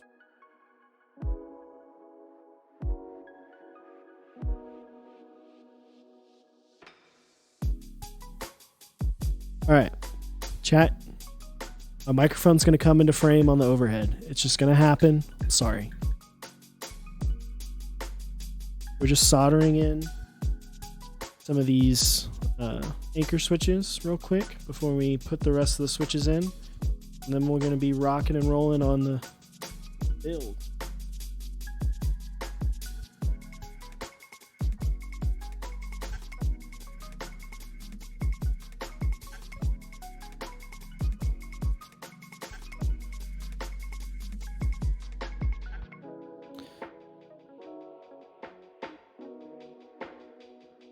But it's good to be ambidextrous, right? Like, that's the thing. Can you solder? Like, can you do it with your actual left hand? I'm assuming you can if you are left-handed.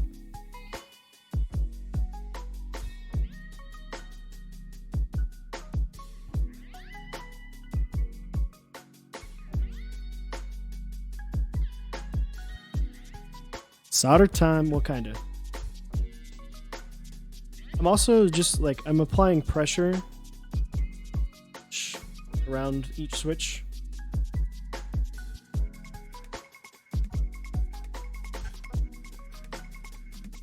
Because I want to make sure that these switches are all the way into the plate and PCB. There's no space between them.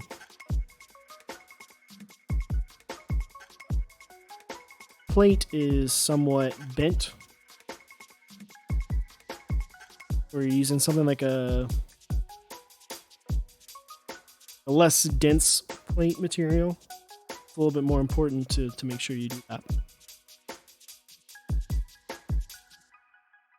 Because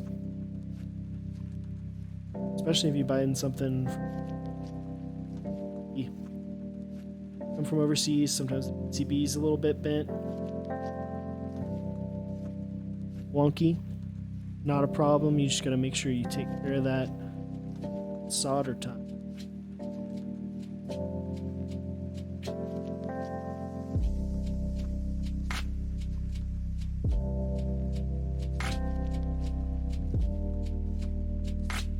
Need to find some new music, man. I've been rocking the same playlist for like 6 months.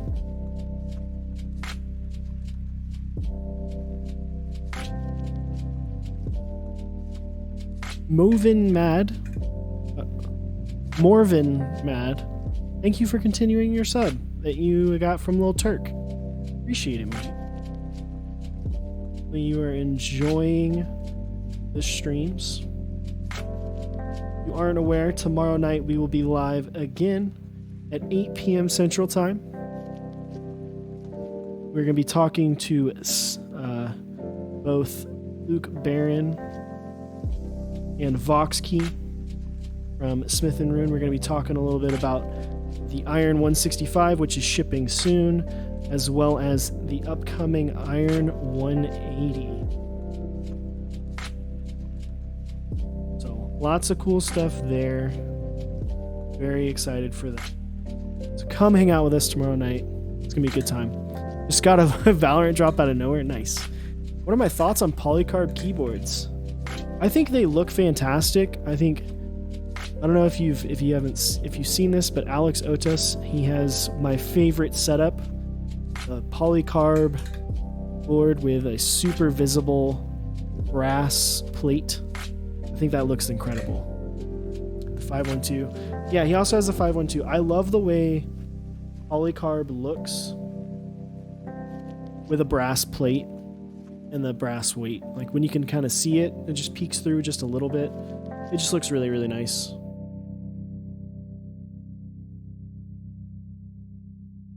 In my opinion.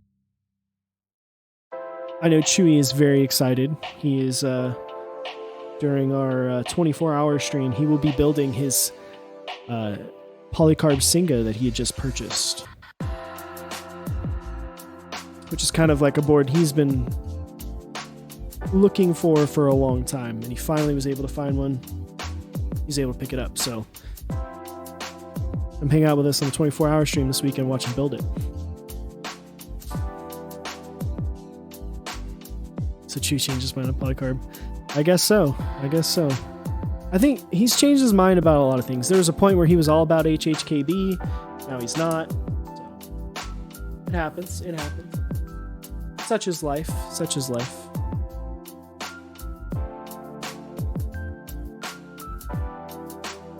All right, let's focus on our bottom row real quick. Make sure we don't mess it up. So we need everything needs to be 1.25. Okay.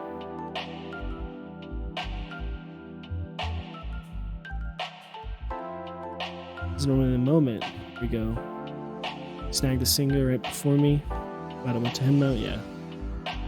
I'm excited for him, man. He's gonna enjoy it. I'm excited. It's one of his like grail boards, like I said. He's gonna.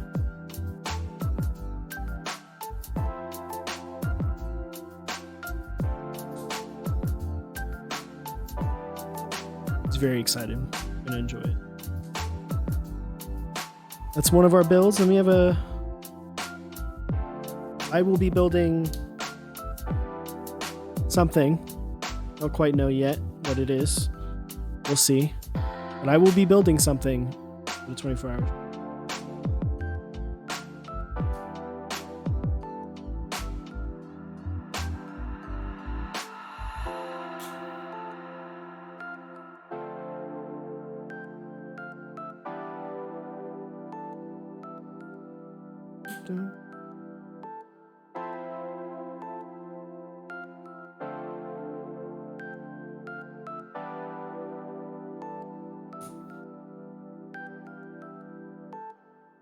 What is everyone excited for that's coming out? What group buys are you getting into this month? It just started. Got a whole host of new keycap sets out. Some debuting next week, some still running over from last month. What is everyone excited for? I know personally, real excited for GMK Masterpiece as well as GMK Redacted. Austin V2. True. Jumped on an Arctic. Can't wait for Heine to run his TKL. Dude, the TKL looks sweet. GMK Bleached. Man, Bleached is going to be very bright. Very, very bright. That's what you're into, then right ahead, but it's going to be bright. Nothing against it. It's going to be bright.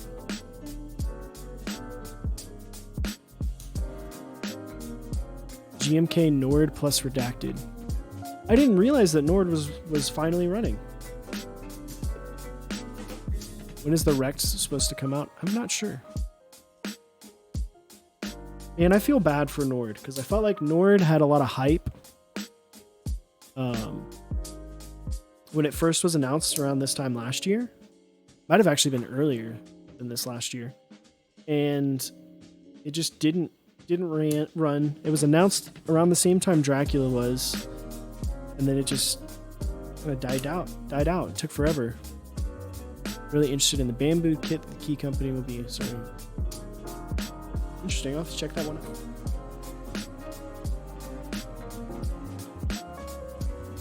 There have been some good ICs lately.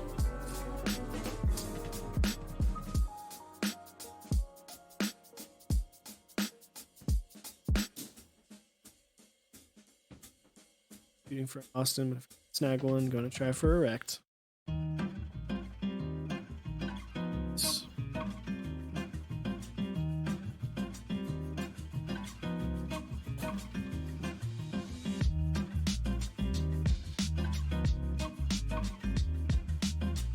Tight plate.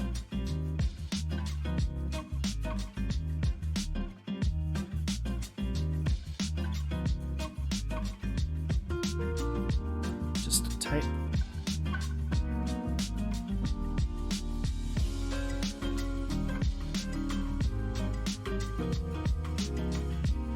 Sorry, I'm just checking to make sure I haven't bent any of these pins. Typically, I don't bend very many pins. But occasionally it's happened, and I got screwed over by one my last build stream. Or not last build stream, but on the Bower. No news about GMK Dracula yet. I'm sure it's coming, man. The COVIDs has really set back a lot of things in the community. So I think it's still getting worked on. Just got to be a little patient with everything right now. The way the world is. Plus, they have to manufacture a crap load of caps. News.dixiemec.com. There you go. Update on the first. Man, didn't realize Nautilus was over 1,000. More than likely.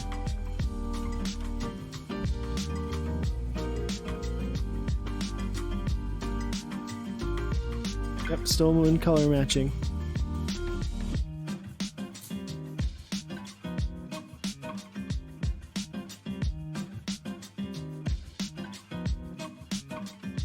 I will say,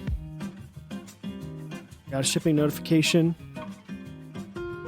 I was actually thinking about it last night when I was looking at the redacted stuff. I was like, man, I saw the swirl cap and I was like, man, I wonder when the swirl caps are going to come in for 8008. The shipping notification today, and I'm so excited. Swirl cap's going to look so good.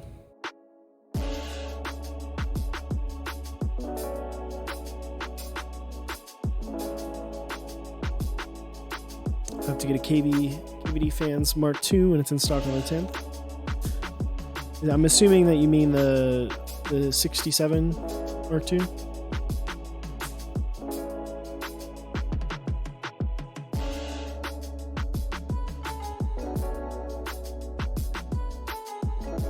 Nice. Yeah, 8008 extras soon. Soon TM, dude. It's happening. 9009's coming soon. Coming in hot. Hot and fresh out of the kitchen. Over 1,300 without extras. Nuts, dude. It's gonna get up there. 1,500, probably hit close to 2K with extras. Damn. I'm honestly very surprised that set is still that popular, to be honest. I knew Nautilus 2 would do well, but I didn't think it would do that well. I wonder if the Austin will fit in a large TX bag so you can take it to work. I don't know, honestly. Drifting Bunnies, if he's still here, would be the best person to answer that question. I know he uses like a case. 8008 looks way better too. 4 months in a row and 1,000 plus we redacted it. I think redacted's going to be hot. I think people are going to be all about redacted. Get a TX CP in that bag. It is a little bit bigger. I think it's like 1U bigger. So I think it will fit. Or just do what the CYL caps just said. Just get 2, you know? Why not both? ¿Por qué no las dos? I think redacted is the easy 1K. Double Austins. Gotta have it. ¿Por qué no los dos? This is a crazy time. You crazy folks make me happy with your support. Can't believe you continue hiding up. It's crazy. It's crazy. Again, if you're looking at picking up redacted tomorrow, maybe Nautilus 2 tonight, last couple hours, head on over to mexondeck.dixiemec.com. If you use that link, it does help us out a little bit. Get a little kickback if you purchase it with our link. Also, go ahead and bookmark that page because Dixie runs fire sets every month. There's a reason why he's hitting 1,000 every month. 1,000 plus every month. Because the sets are bangers.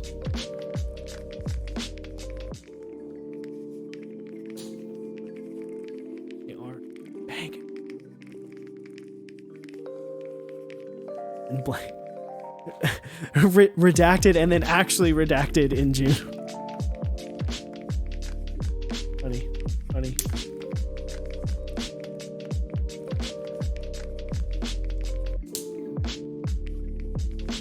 Get 2 sets of redacted while you're at it for those 2 Austins, and it will be like you never have to travel with your board. True. I like your ideas. I like them. I like them.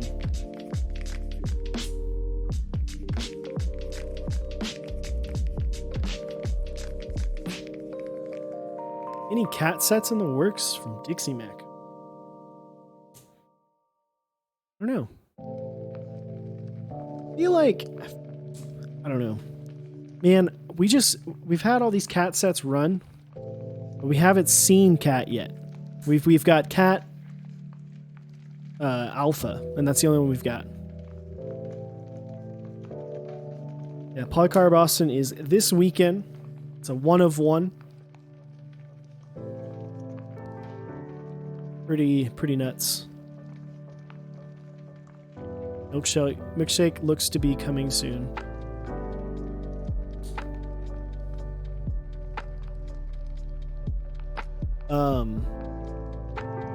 Yeah, I like Dixie's stance on that. That would be my stance if I was a vendor right now. Of like, I want to wait and see what it is, what it looks like.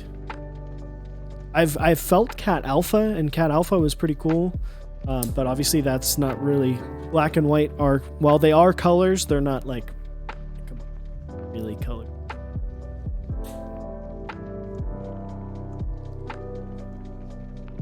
You want to see what it looks like? You want to see how it comes out? About one cat set, but we need to use it and see before jumping. Yeah, I think we need to see what the longevity is of it a little bit, and what the clarity of those crazy caps that they let you do. So then once it proves itself, oof. Does the cream switch fit tighter than other switches? True, that too.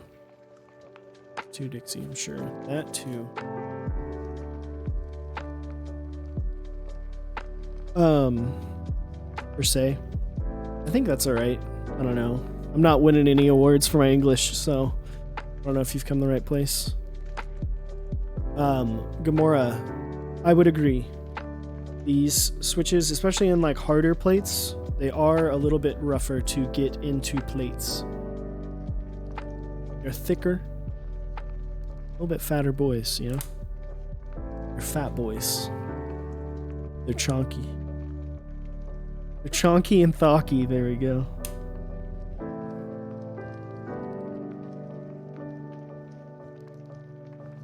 Thick. Fat beans. None of that. That doesn't make any sense to any of y'all.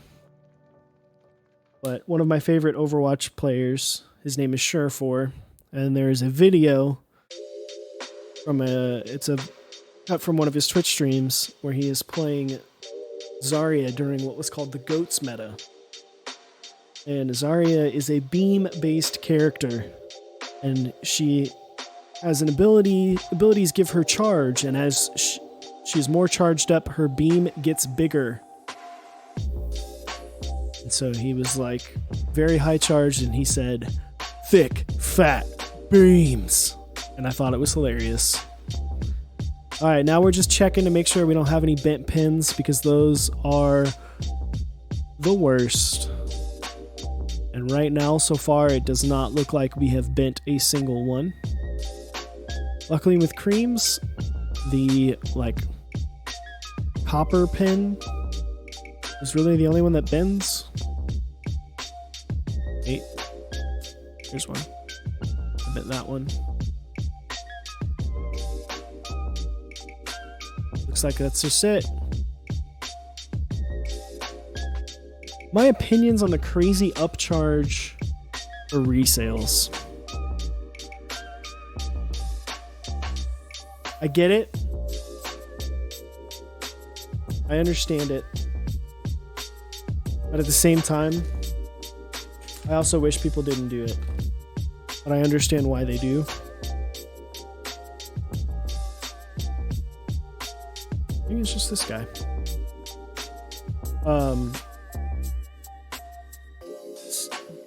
The thing is that with the way that the supply is, everything being so low,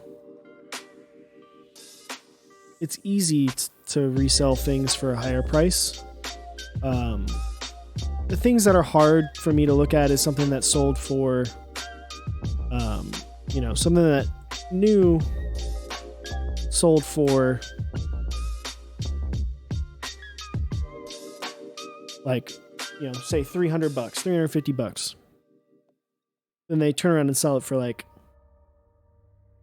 $1,000. Then I'm like, come on, man.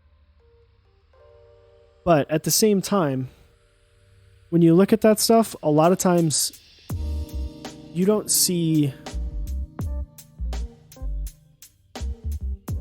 know how many times that board has been bought and sold. Like, you don't know if that person is necessarily the first one to buy it. Maybe you're buying a board that, yes, maybe it retailed for $500 and then it sold, they bought it for $900 and they're just trying to get their money back. Maybe the market's a little bit better. Maybe they're selling it for $1,000, but you know, you don't know if necessarily maybe that changed a little bit. So I don't know.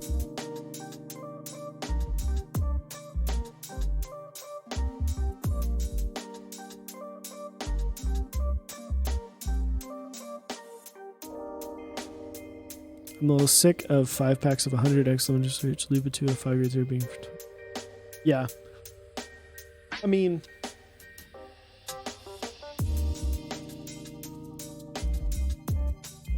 people are just trying to hustle out here, you know? It's hard out here. We're living in the Rona times.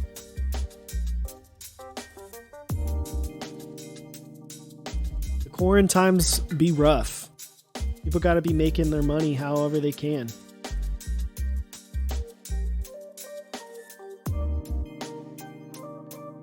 My thing is, I would probably never really buy like pre-lubed switches from someone random, especially someone random, because you're really gonna only like the way that you lube your switches. Like,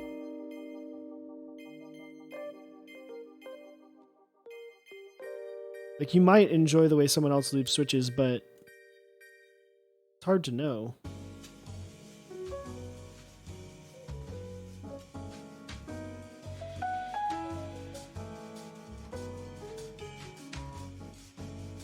Pre-lube.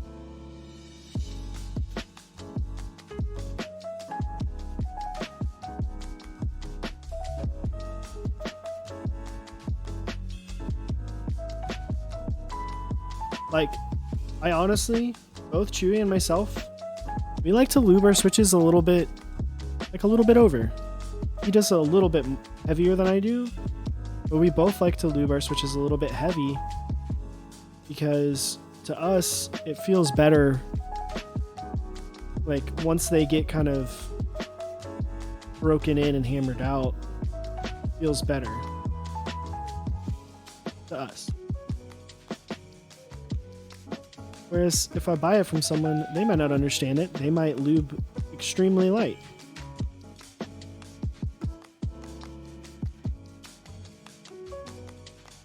It's like, lubing is an art form. People all enjoy different things about their lube. The way they lube. Hey girl. What up, Lang? Did you see I got my helping hands here? My weenie and nuts?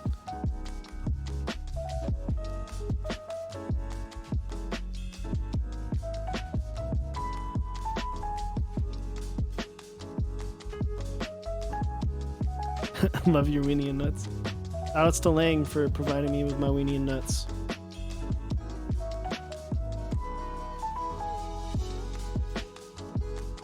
Keeping me nice and ready to go. Keeping them nice and protected. I just noticed you don't use solder fan. Do you get headaches?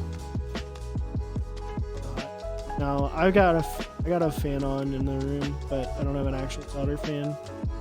I tried to purchase one, but it would take it's gonna take like 2 months for it to get here because Amazon.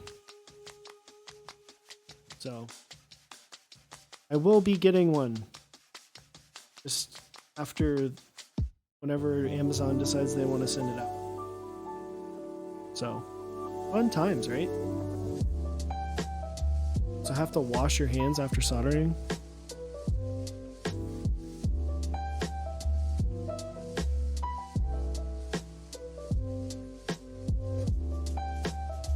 I mean, I don't think that's a thing, but hey, somebody sponsor my guides and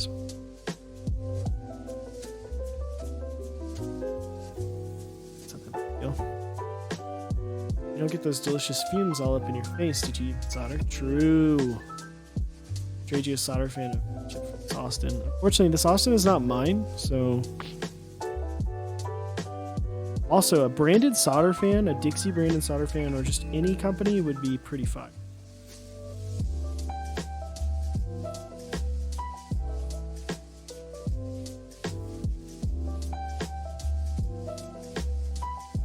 Listen, all I'm saying is I've done a lot of things in my life that are way more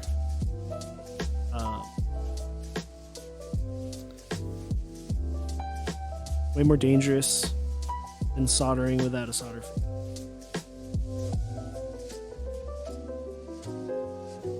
We like living on the edge here on Max on Deck, okay? I'll judge her. YOLO.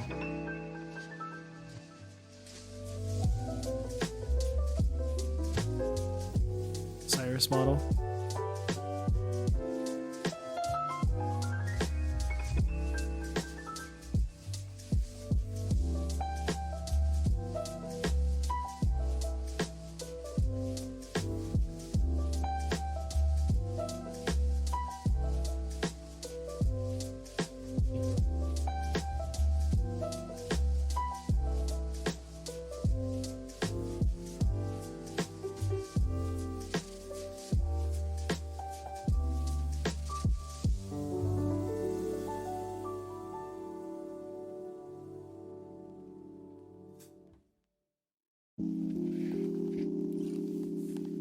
What's some other stuff people are excited for? Is anyone else getting in on the 7V? I don't know when that closes, but assuming it's soon. Blueberry switches? I'm excited for the blueberry switches as well. Should be able to try them out this upcoming weekend during our 24-hour stream that's on May 9th from noon. Oh, hurry up and no, hurry. Is that because you're being selfish and you want your 7V already?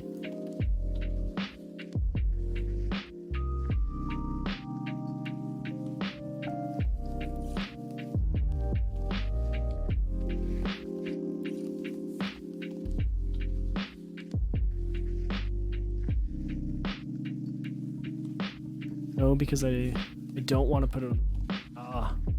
Oh, hey, Gawk. How you doing?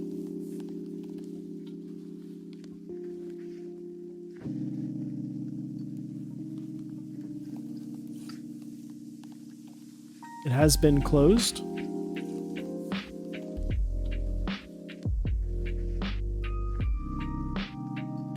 I hope people... Oh, it has been extended. Well, hell yeah. Hopefully people can buy more of them. I can imagine that it's been pretty hype after Apiary and Nathan's prototype build streams. For people who hadn't seen the board before and now like, holy crap, that thing is awesome. I know it's something that you've been working on for a very long time. It's cool to finally see it kind of come to fruition, and I can't wait for them to get made and ship out to people. Hopefully we'll get to build one. Ethan Post? He did the giveaway, right? Okay. He's on like the front page, I thought. Am I dreaming? Did I make that up? It's already up on Twitch, okay. Yeah, it won't go up on YouTube for another like day.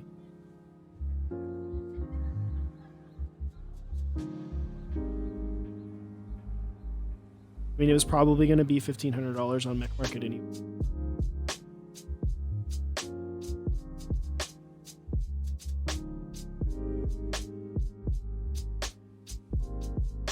Boards of that level just kind of are, honestly.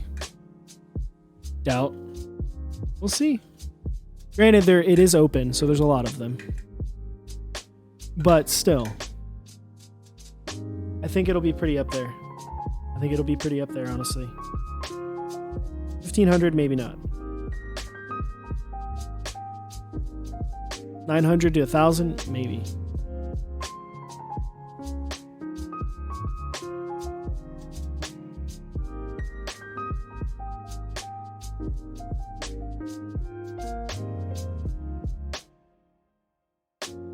Guys, I'm excited. I finally get my Chemex that I ordered like 2 weeks ago.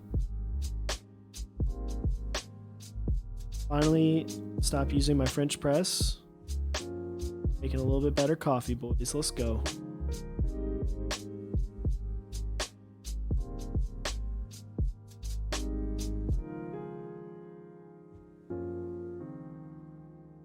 That white with black plate. Wow. Especially with the black PVD.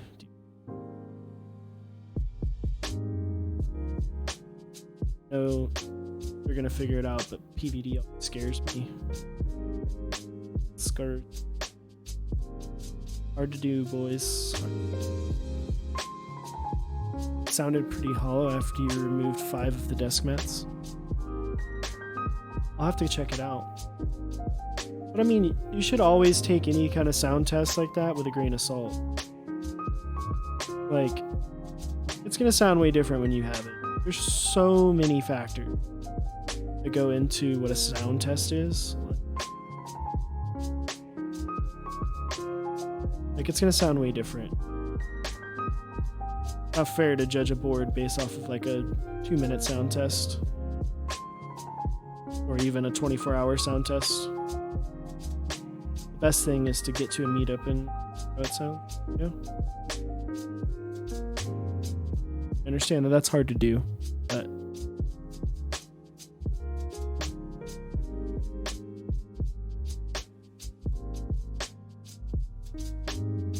I design a keycap sets or modifiers, if not any future plans. I have not designed any keycap sets currently. I was working on a set for a while.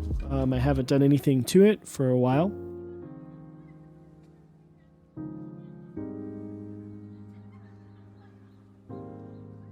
Hopefully I can get back to that and I can actually design a good set that people like. The thing is I don't know if people will like the colors, because it's not something that's necessarily based off of like a design cue or something. It's based off of something that is meaningful to me and is important to me. So I don't think people would necessarily understand the inspiration.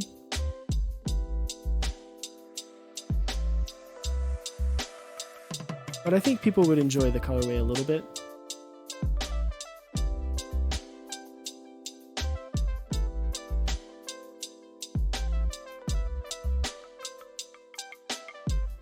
We'll see. If I end up making, I will definitely know. Be heavily talked about on the channel.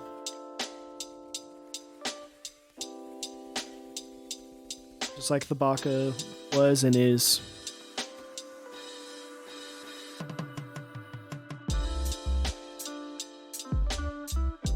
Gok's like, can we not talk about this dank board anymore? I just want it to be over. Just kidding. Now this Austin is gonna be awesome. This is like, I don't know where Delafin's at. I don't know if he's still here. But this is his favorite part. Me, this is my least favorite. Not my least favorite part. I do enjoy soldering. But I feel like this is the most boring part for everyone else. Solder ASMR.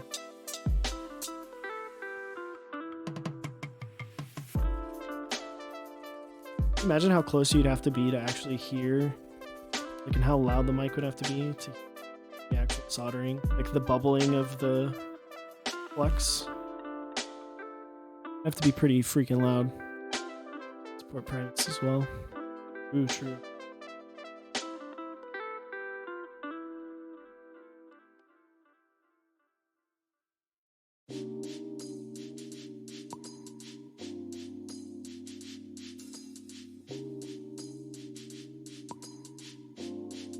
Oh, chat. Soldering over lubing? I guess so. But I feel like, so the thing about soldering is I don't feel like I can be as active with chat because I have to like focus on it I focus on it a lot more. You know? Whereas with soldering, I mean lubing, it can be a little bit more interactive, you know?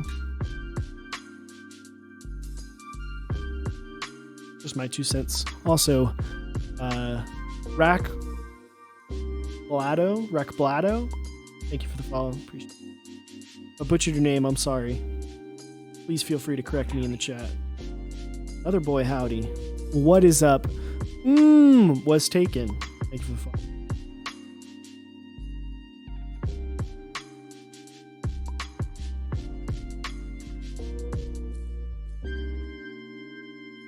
Pretty much blade. Alright. Rack blade. Support them all if I was just like you, Bunnies. Bunnies is a good dude, man.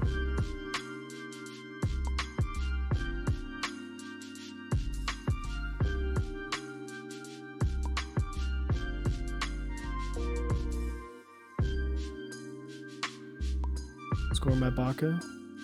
Ooh, I didn't know you got a baka.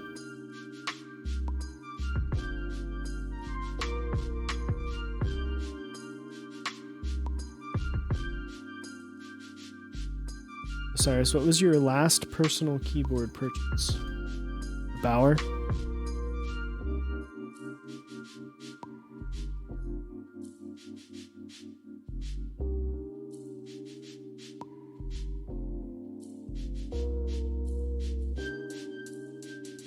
For that, it's Baka and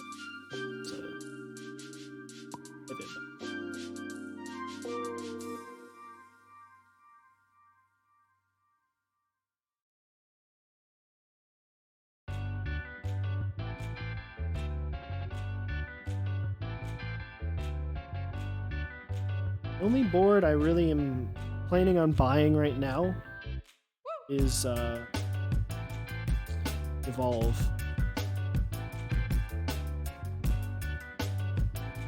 Possibly an Iron 180. I want to get a new 75%, and I need a TK. And then after that, I'll be done for.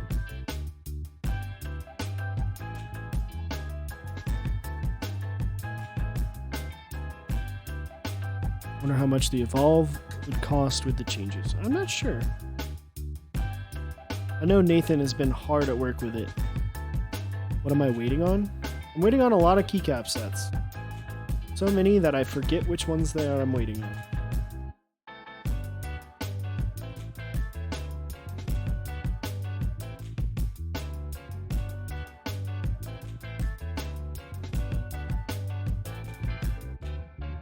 Like there'll be moments where I'm like, about keyboards, I'm currently not waiting on any keyboards. Well, I'm waiting on one, but that's a surprise.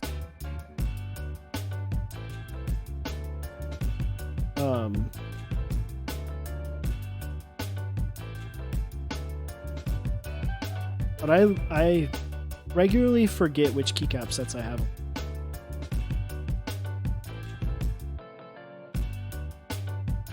Andromeda by AIO3. Be a fun. Yeah, what is everyone else waiting on? What is everyone else excited that's coming up? Other than the Austin V2, of course. This thing is... I must say...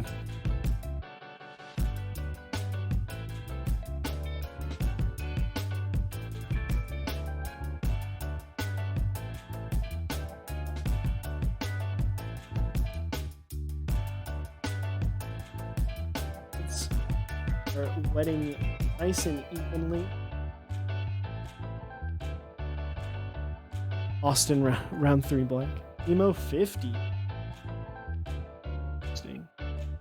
Obirus. Yo, always call me Obirus. Baby Geo in the house. Future Funk and now Deep Navy. Ooh, Deep Navy is a hot set, man. It is a hot set. Check it out at annakeys.com/man. Follow. It's pretty fire.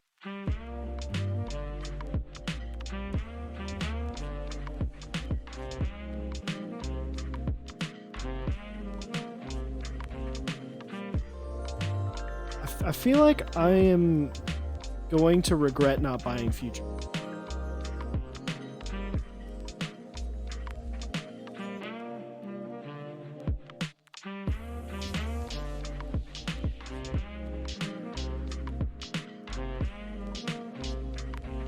Because I feel like that's going to be a set that people are going to be real stoked on. Spend a lot. Like, man, let's do it. Chat.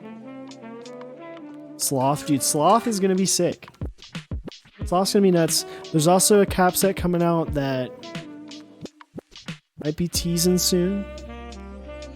Some homies of the channel working on it. It's going to be, I don't know if it's been like somewhat announced yet, but got some intense musical influence.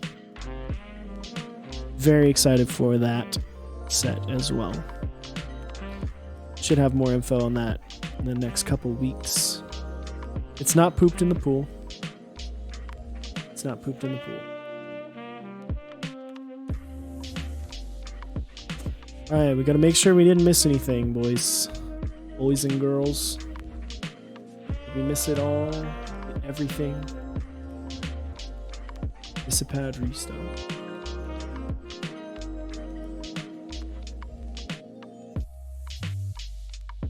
Deep Navy or... Oh, Deep Navy 100%.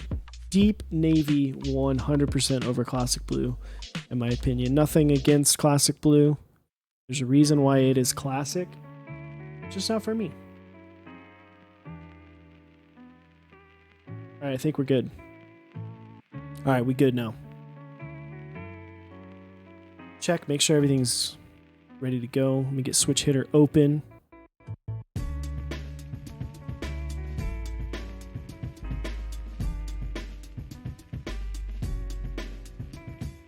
Boom. Guy all plugged in. Oof, good. All the way across here, boys and girls. It's good. It's good.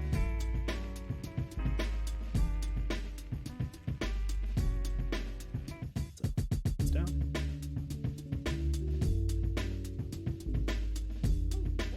Ooh, boy, howdy. Chongosaurus, thank you for the follow. Appreciate it, my dude. Hope you are having a fantastic night. What's weird? Alt. Alt. Alt. Alt, alt. Alt, alt. Alt, alt, alt, alt, alt, alt. I noticed that when I was checking it. I was like, wait, they're both alt.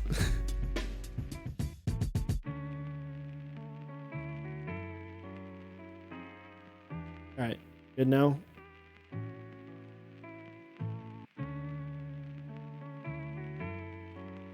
You have the 7U layout flashed? Well, that would make sense then, huh?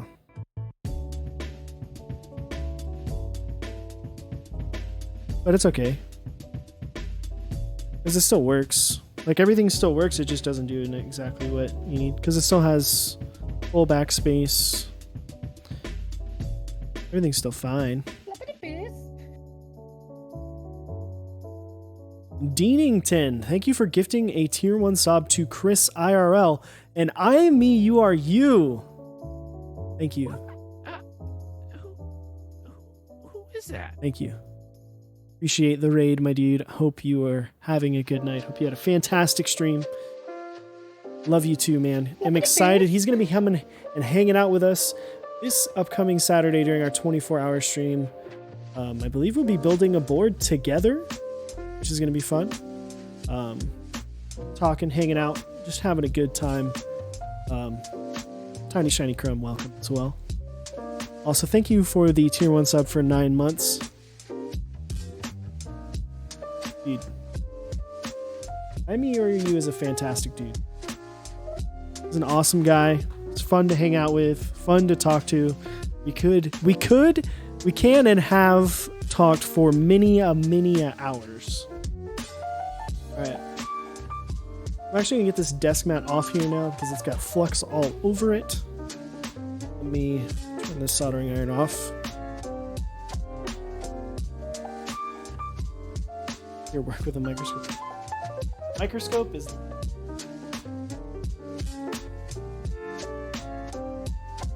a massive nerd fest when we're talking and hanging out, but it's okay. Did we spend like 4 hours one night comparing switches from like 6 different boards? Yes, we did. But you know what? It's okay. It is okay. Because we learned a lot. We learned a lot.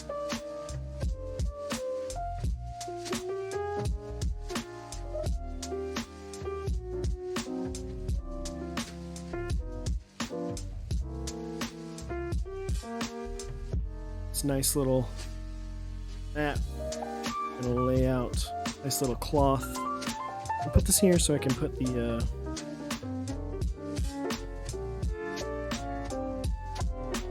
top down. Cap set is going on the Austin. Learned a lot about switches in yourself. Yes, we. We're gonna put Hyperfuse Origins on this.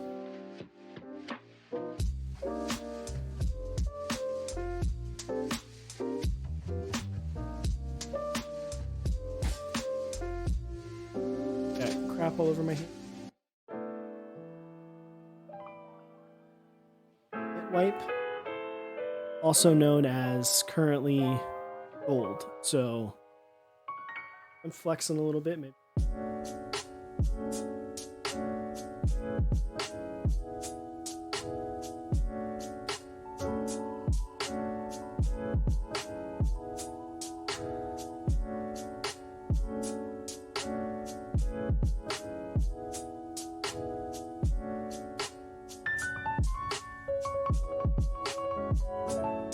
In here. UI with GMK Noel. That is a player.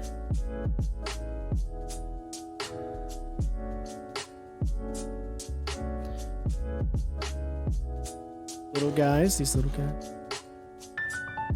They do look really nice with the white.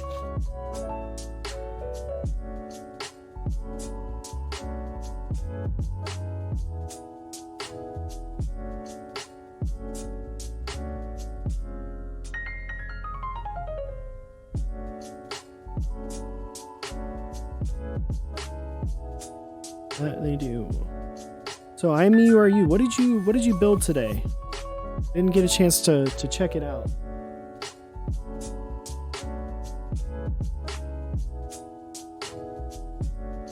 I can only imagine it was something pretty freaking cool.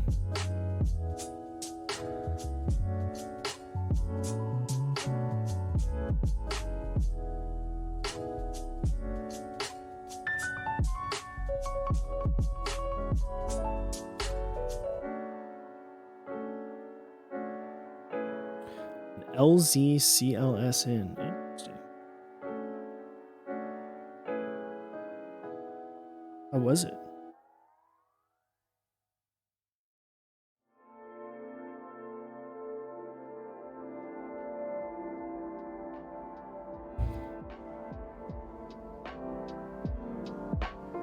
Aqua Silence. Interesting.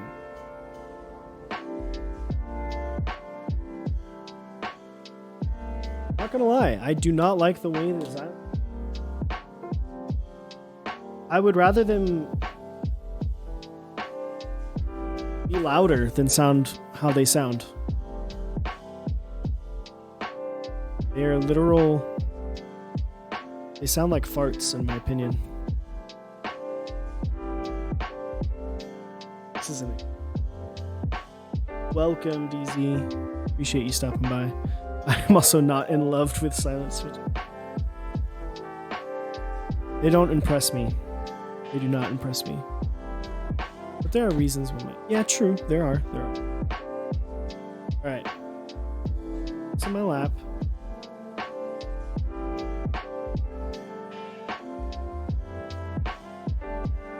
Top. This guy's heavy. It's okay.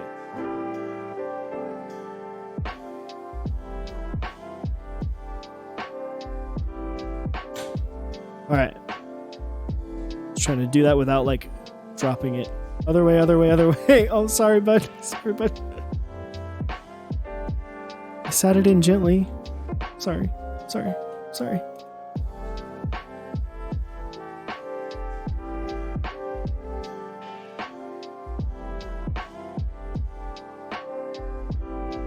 We got there though.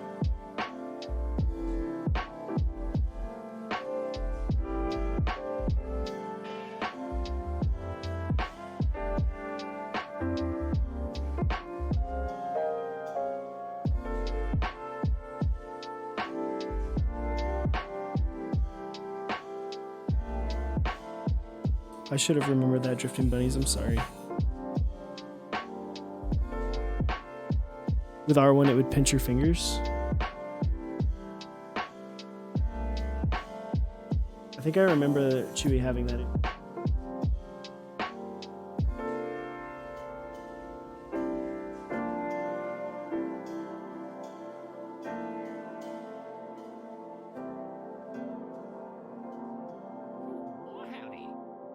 Also, the base is heavier, higher chance of dropping it and damaging the top. Also true. Because it's also inset. Freckle Boy, thank you for the follow. Appreciate it. Hope you're having a fantastic night. Wonderful day. Been nice here in Texas. Days. It was a little bit rainy last night. Other than that, it's been pretty beautiful.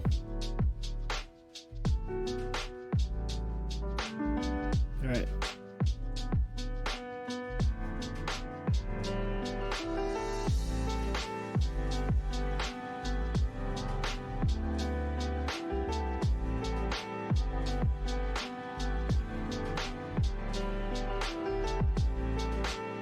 Boom.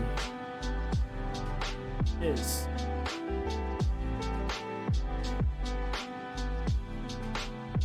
Almost done, chat.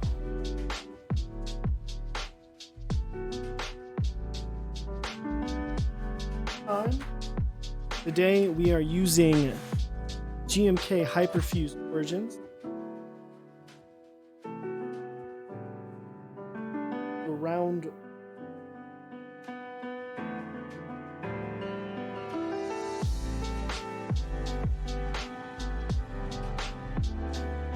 this is one of my personal favorite.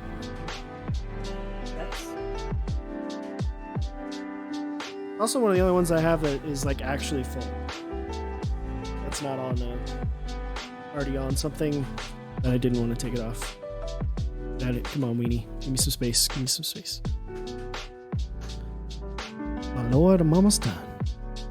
Yeah, closing in on 3 hours, but hey, you know what?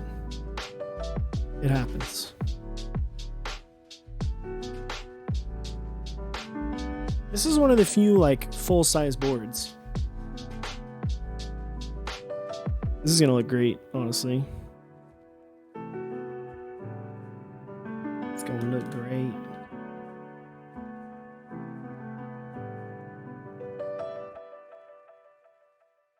Telling you right now, we are using as much glue as possible.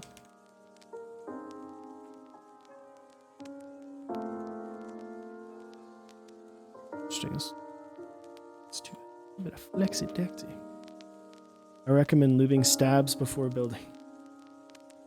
We wanted the full experience, okay, Brian? Full experience. These are not the right sizes. What am I doing? I'm just like AFKing right now.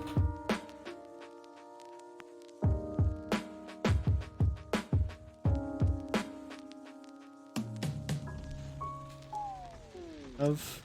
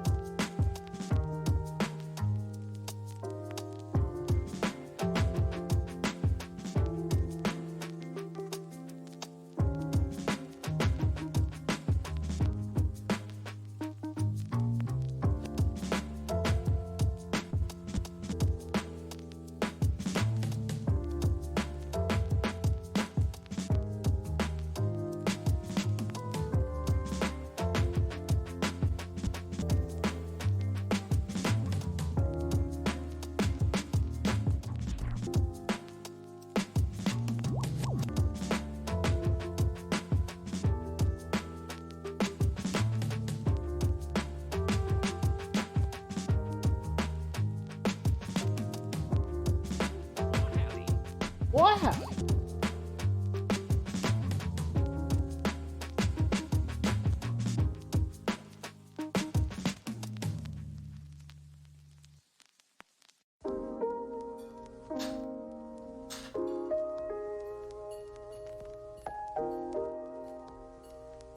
Lubing stabs for an hour on stream is quite an experience, so I'll do it before. TP this is a good choice. What build are you building, Freckle Boy? You were thinking of starting a business where I build people custom keyboard. Any tips? How many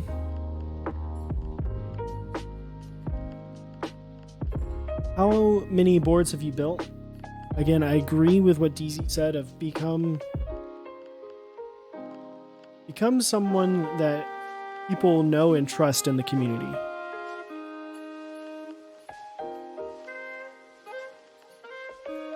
Build up a name for yourself.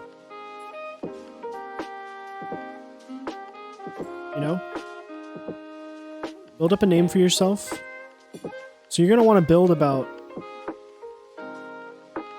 I would say you're going to want to build probably a good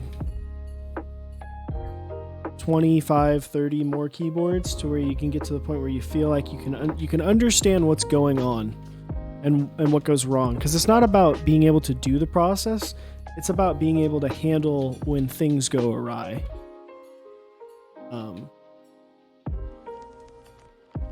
So I would just maybe see if you can get some of your friends into the hobby. See if you can maybe get them and build boards for them, and then kind of go from there. You know,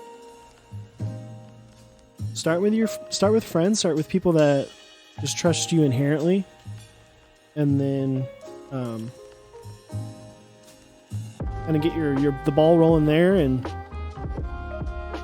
get involved in some communities and get your name out there. And then all of a sudden, once you kind of feel more like real comfortable with your skills of soldering and problem solving, then open it up to charging people. CT Clocks, thank you for the follow.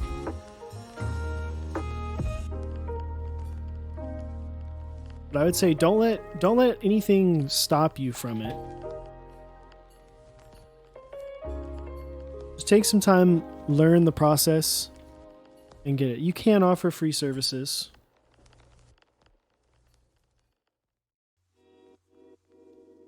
But that can be a way to kind of get you off the ground.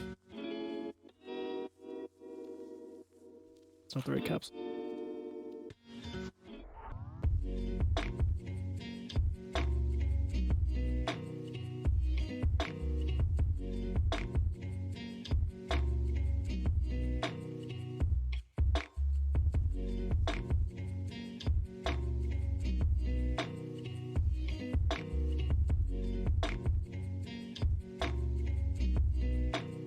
Is it the 16th of May yet? Close. Close. This does look pretty freaking good, doesn't it?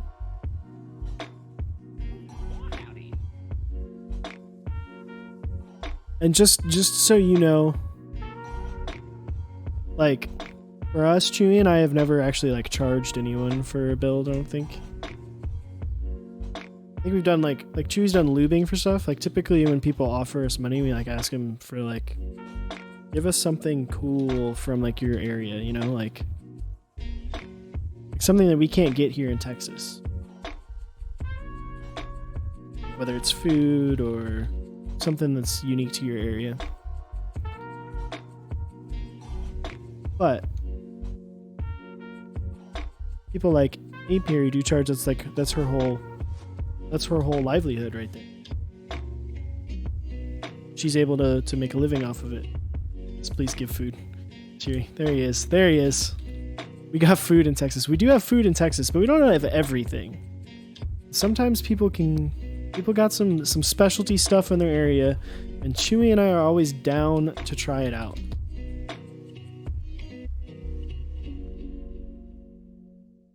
How much toasted ravioli we talking? Texas is low tier. I mean, Texas is pretty dang good food. Austin breakfast tacos. Austin breakfast tacos are pretty good. Clump, you're near Dallas? Well, so are we, man. So are we. You hate it here? I don't want this one.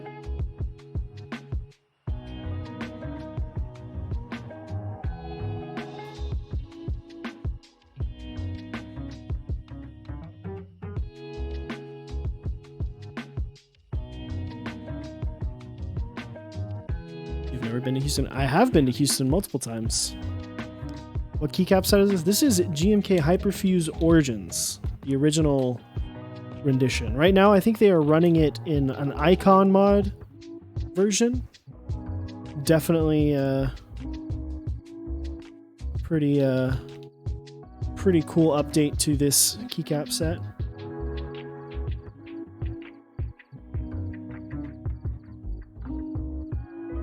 Off somewhere? I am. Why did no one tell me I did that? Why did no one tell me I did that? Come on. Come on, chat.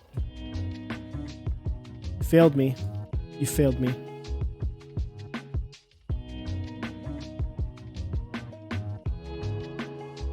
I was just AFKing. Just busy arguing about Texas. Cruise.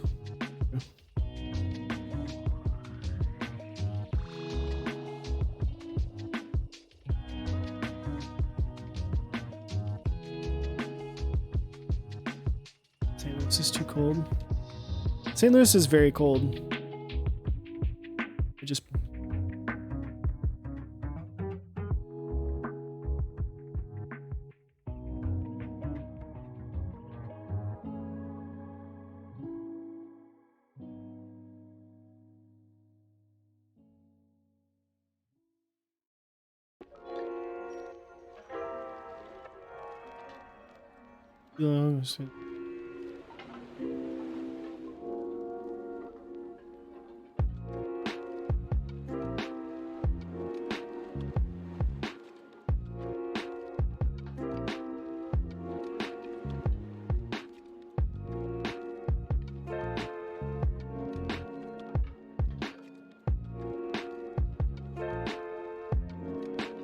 I'm 115 with 80%. Sounds like so much fun.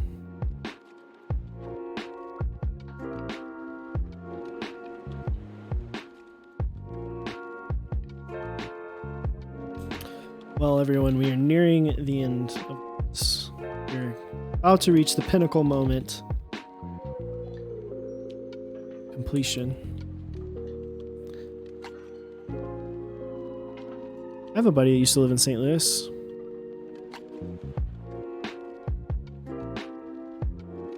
I'm not a big fan of St. Louis, to be honest.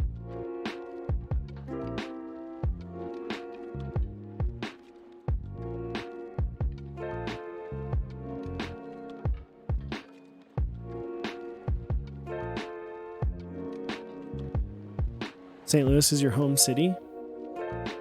Big fan of St. Louis. What's wrong with St. Louis?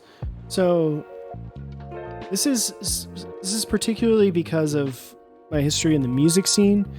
There was like 2 years where like a crap load of bands got robbed at the same venue in St. Louis.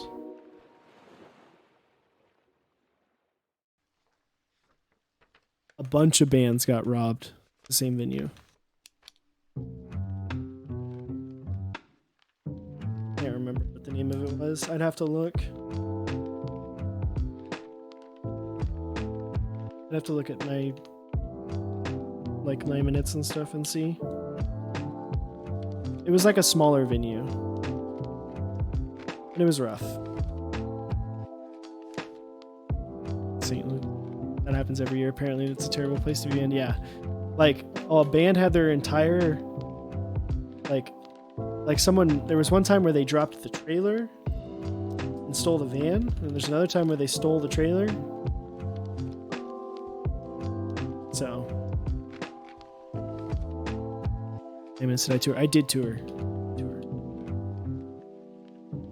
Okay. I have to look, because I'm not gonna lie, I don't particularly remember all the keys that go in these other spots. Also, my mouse doesn't work on my desk without a mouse pad. It's great, isn't it?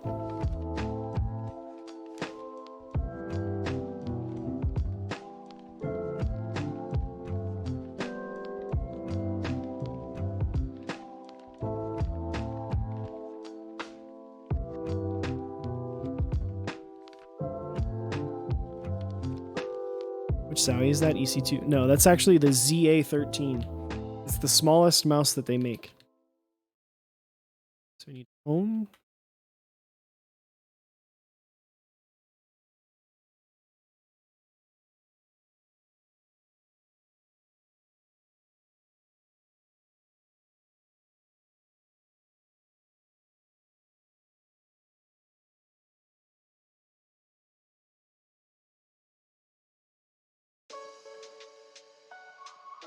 Did I lube my mouse spring? No.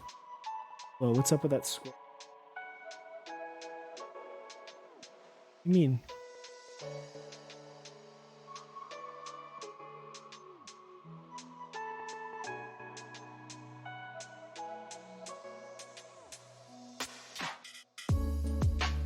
Oh, with my scroll lock key. Legends look interesting.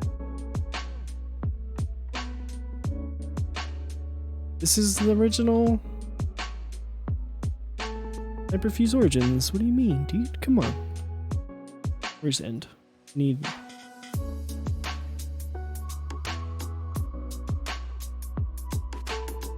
Big delete.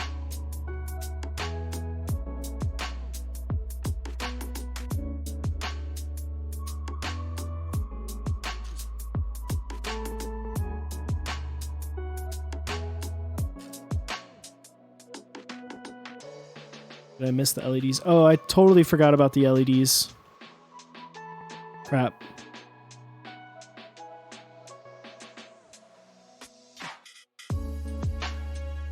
I'll do the LEDs later.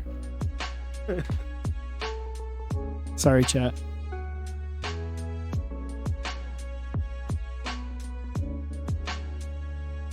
Oh, I do have big deletes right. Roll with no. What do you mean? These are scoops, dude, scoops. No, not in switch LEDs. LEDs for right here. There are 3 little holes for LEDs. Insert. This is the insert.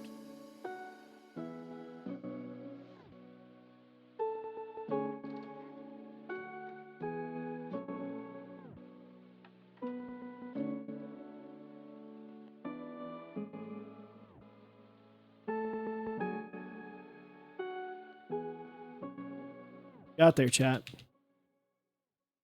Indicators. That's the right words for it.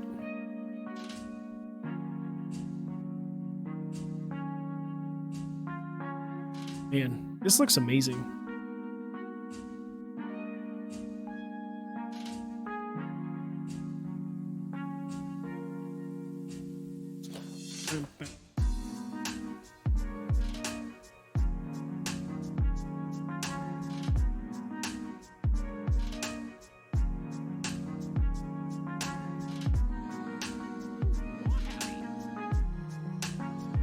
This looks good. This looks awesome. Very heavy. I want to weigh it.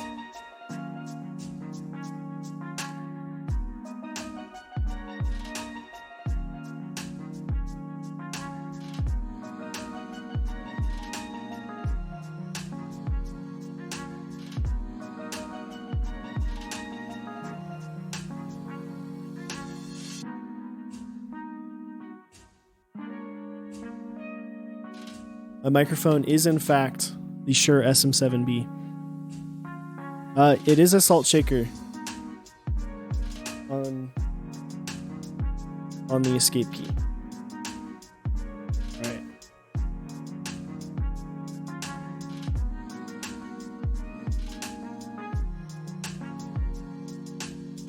This is my coffee scale. It's my weenie and nuts, dude. Gotta keep them safe.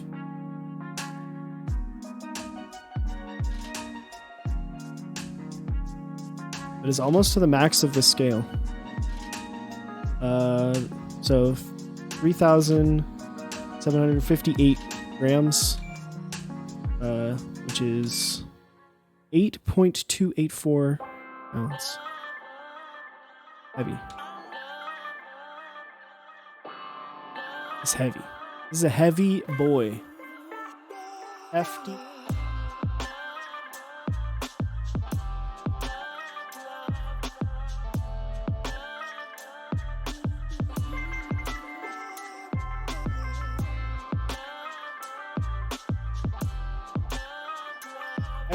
I have so many salty caps. All right. Oh. Someone asked the significance of these. When I was a child, these were my two favorite Beanie Babies. This is Weenie, and then this is Nuts. I lost my Weenie and Nuts in a hotel in Hawaii, and I was running around screaming that I lost my Weenie and Nuts because I left them in the bed, and the housekeeper took them with the sheets when they went to clean the room. I did not get my Weenie and Nuts back until the airport. My parents had found them at the airport and paid way too much money for them. And Langlandia heard the story and decided that he was going to purchase a set of Weenie and Nuts and send them to me, and he did.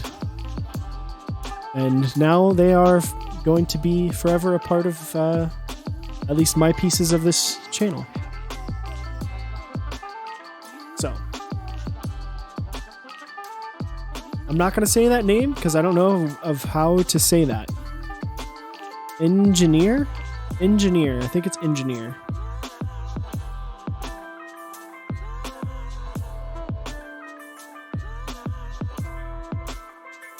Thank you for the follow. Engineer, thank you. And Firelight70, thank you for the follow. So this, get it closer. Oof, man. That looks great. With the white, with the E white finish, it makes the alphas of Origins look a little bit brighter. It makes them look not quite as dark.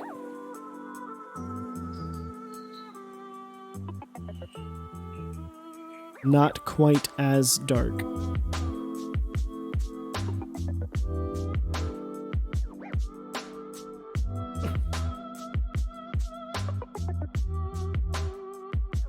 God, this thing looks so freaking cool. This finish is awesome. Excited to see LED. Well, here's the problem. I didn't install the LEDs because I totally forgot, which I can do later. But we can plug this in. Look at that USB port. Missing a screw. I'm not missing a screw.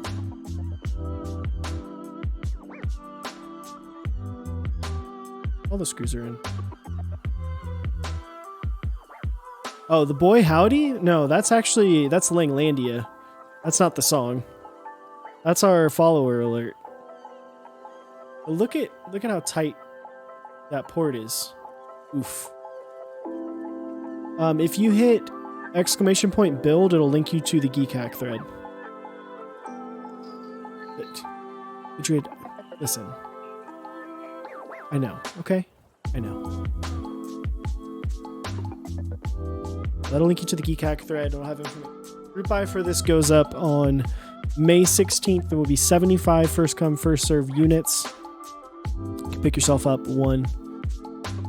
I don't know why I plugged it in. I'm going to do a typing test with it unplugged because I want it to be plugged in. So let me...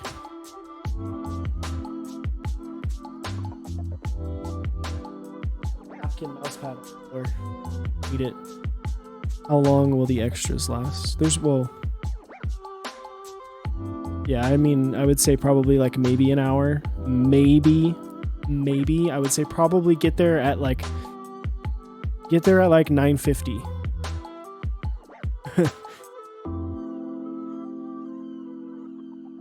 All right, so we're gonna type on this bad boy.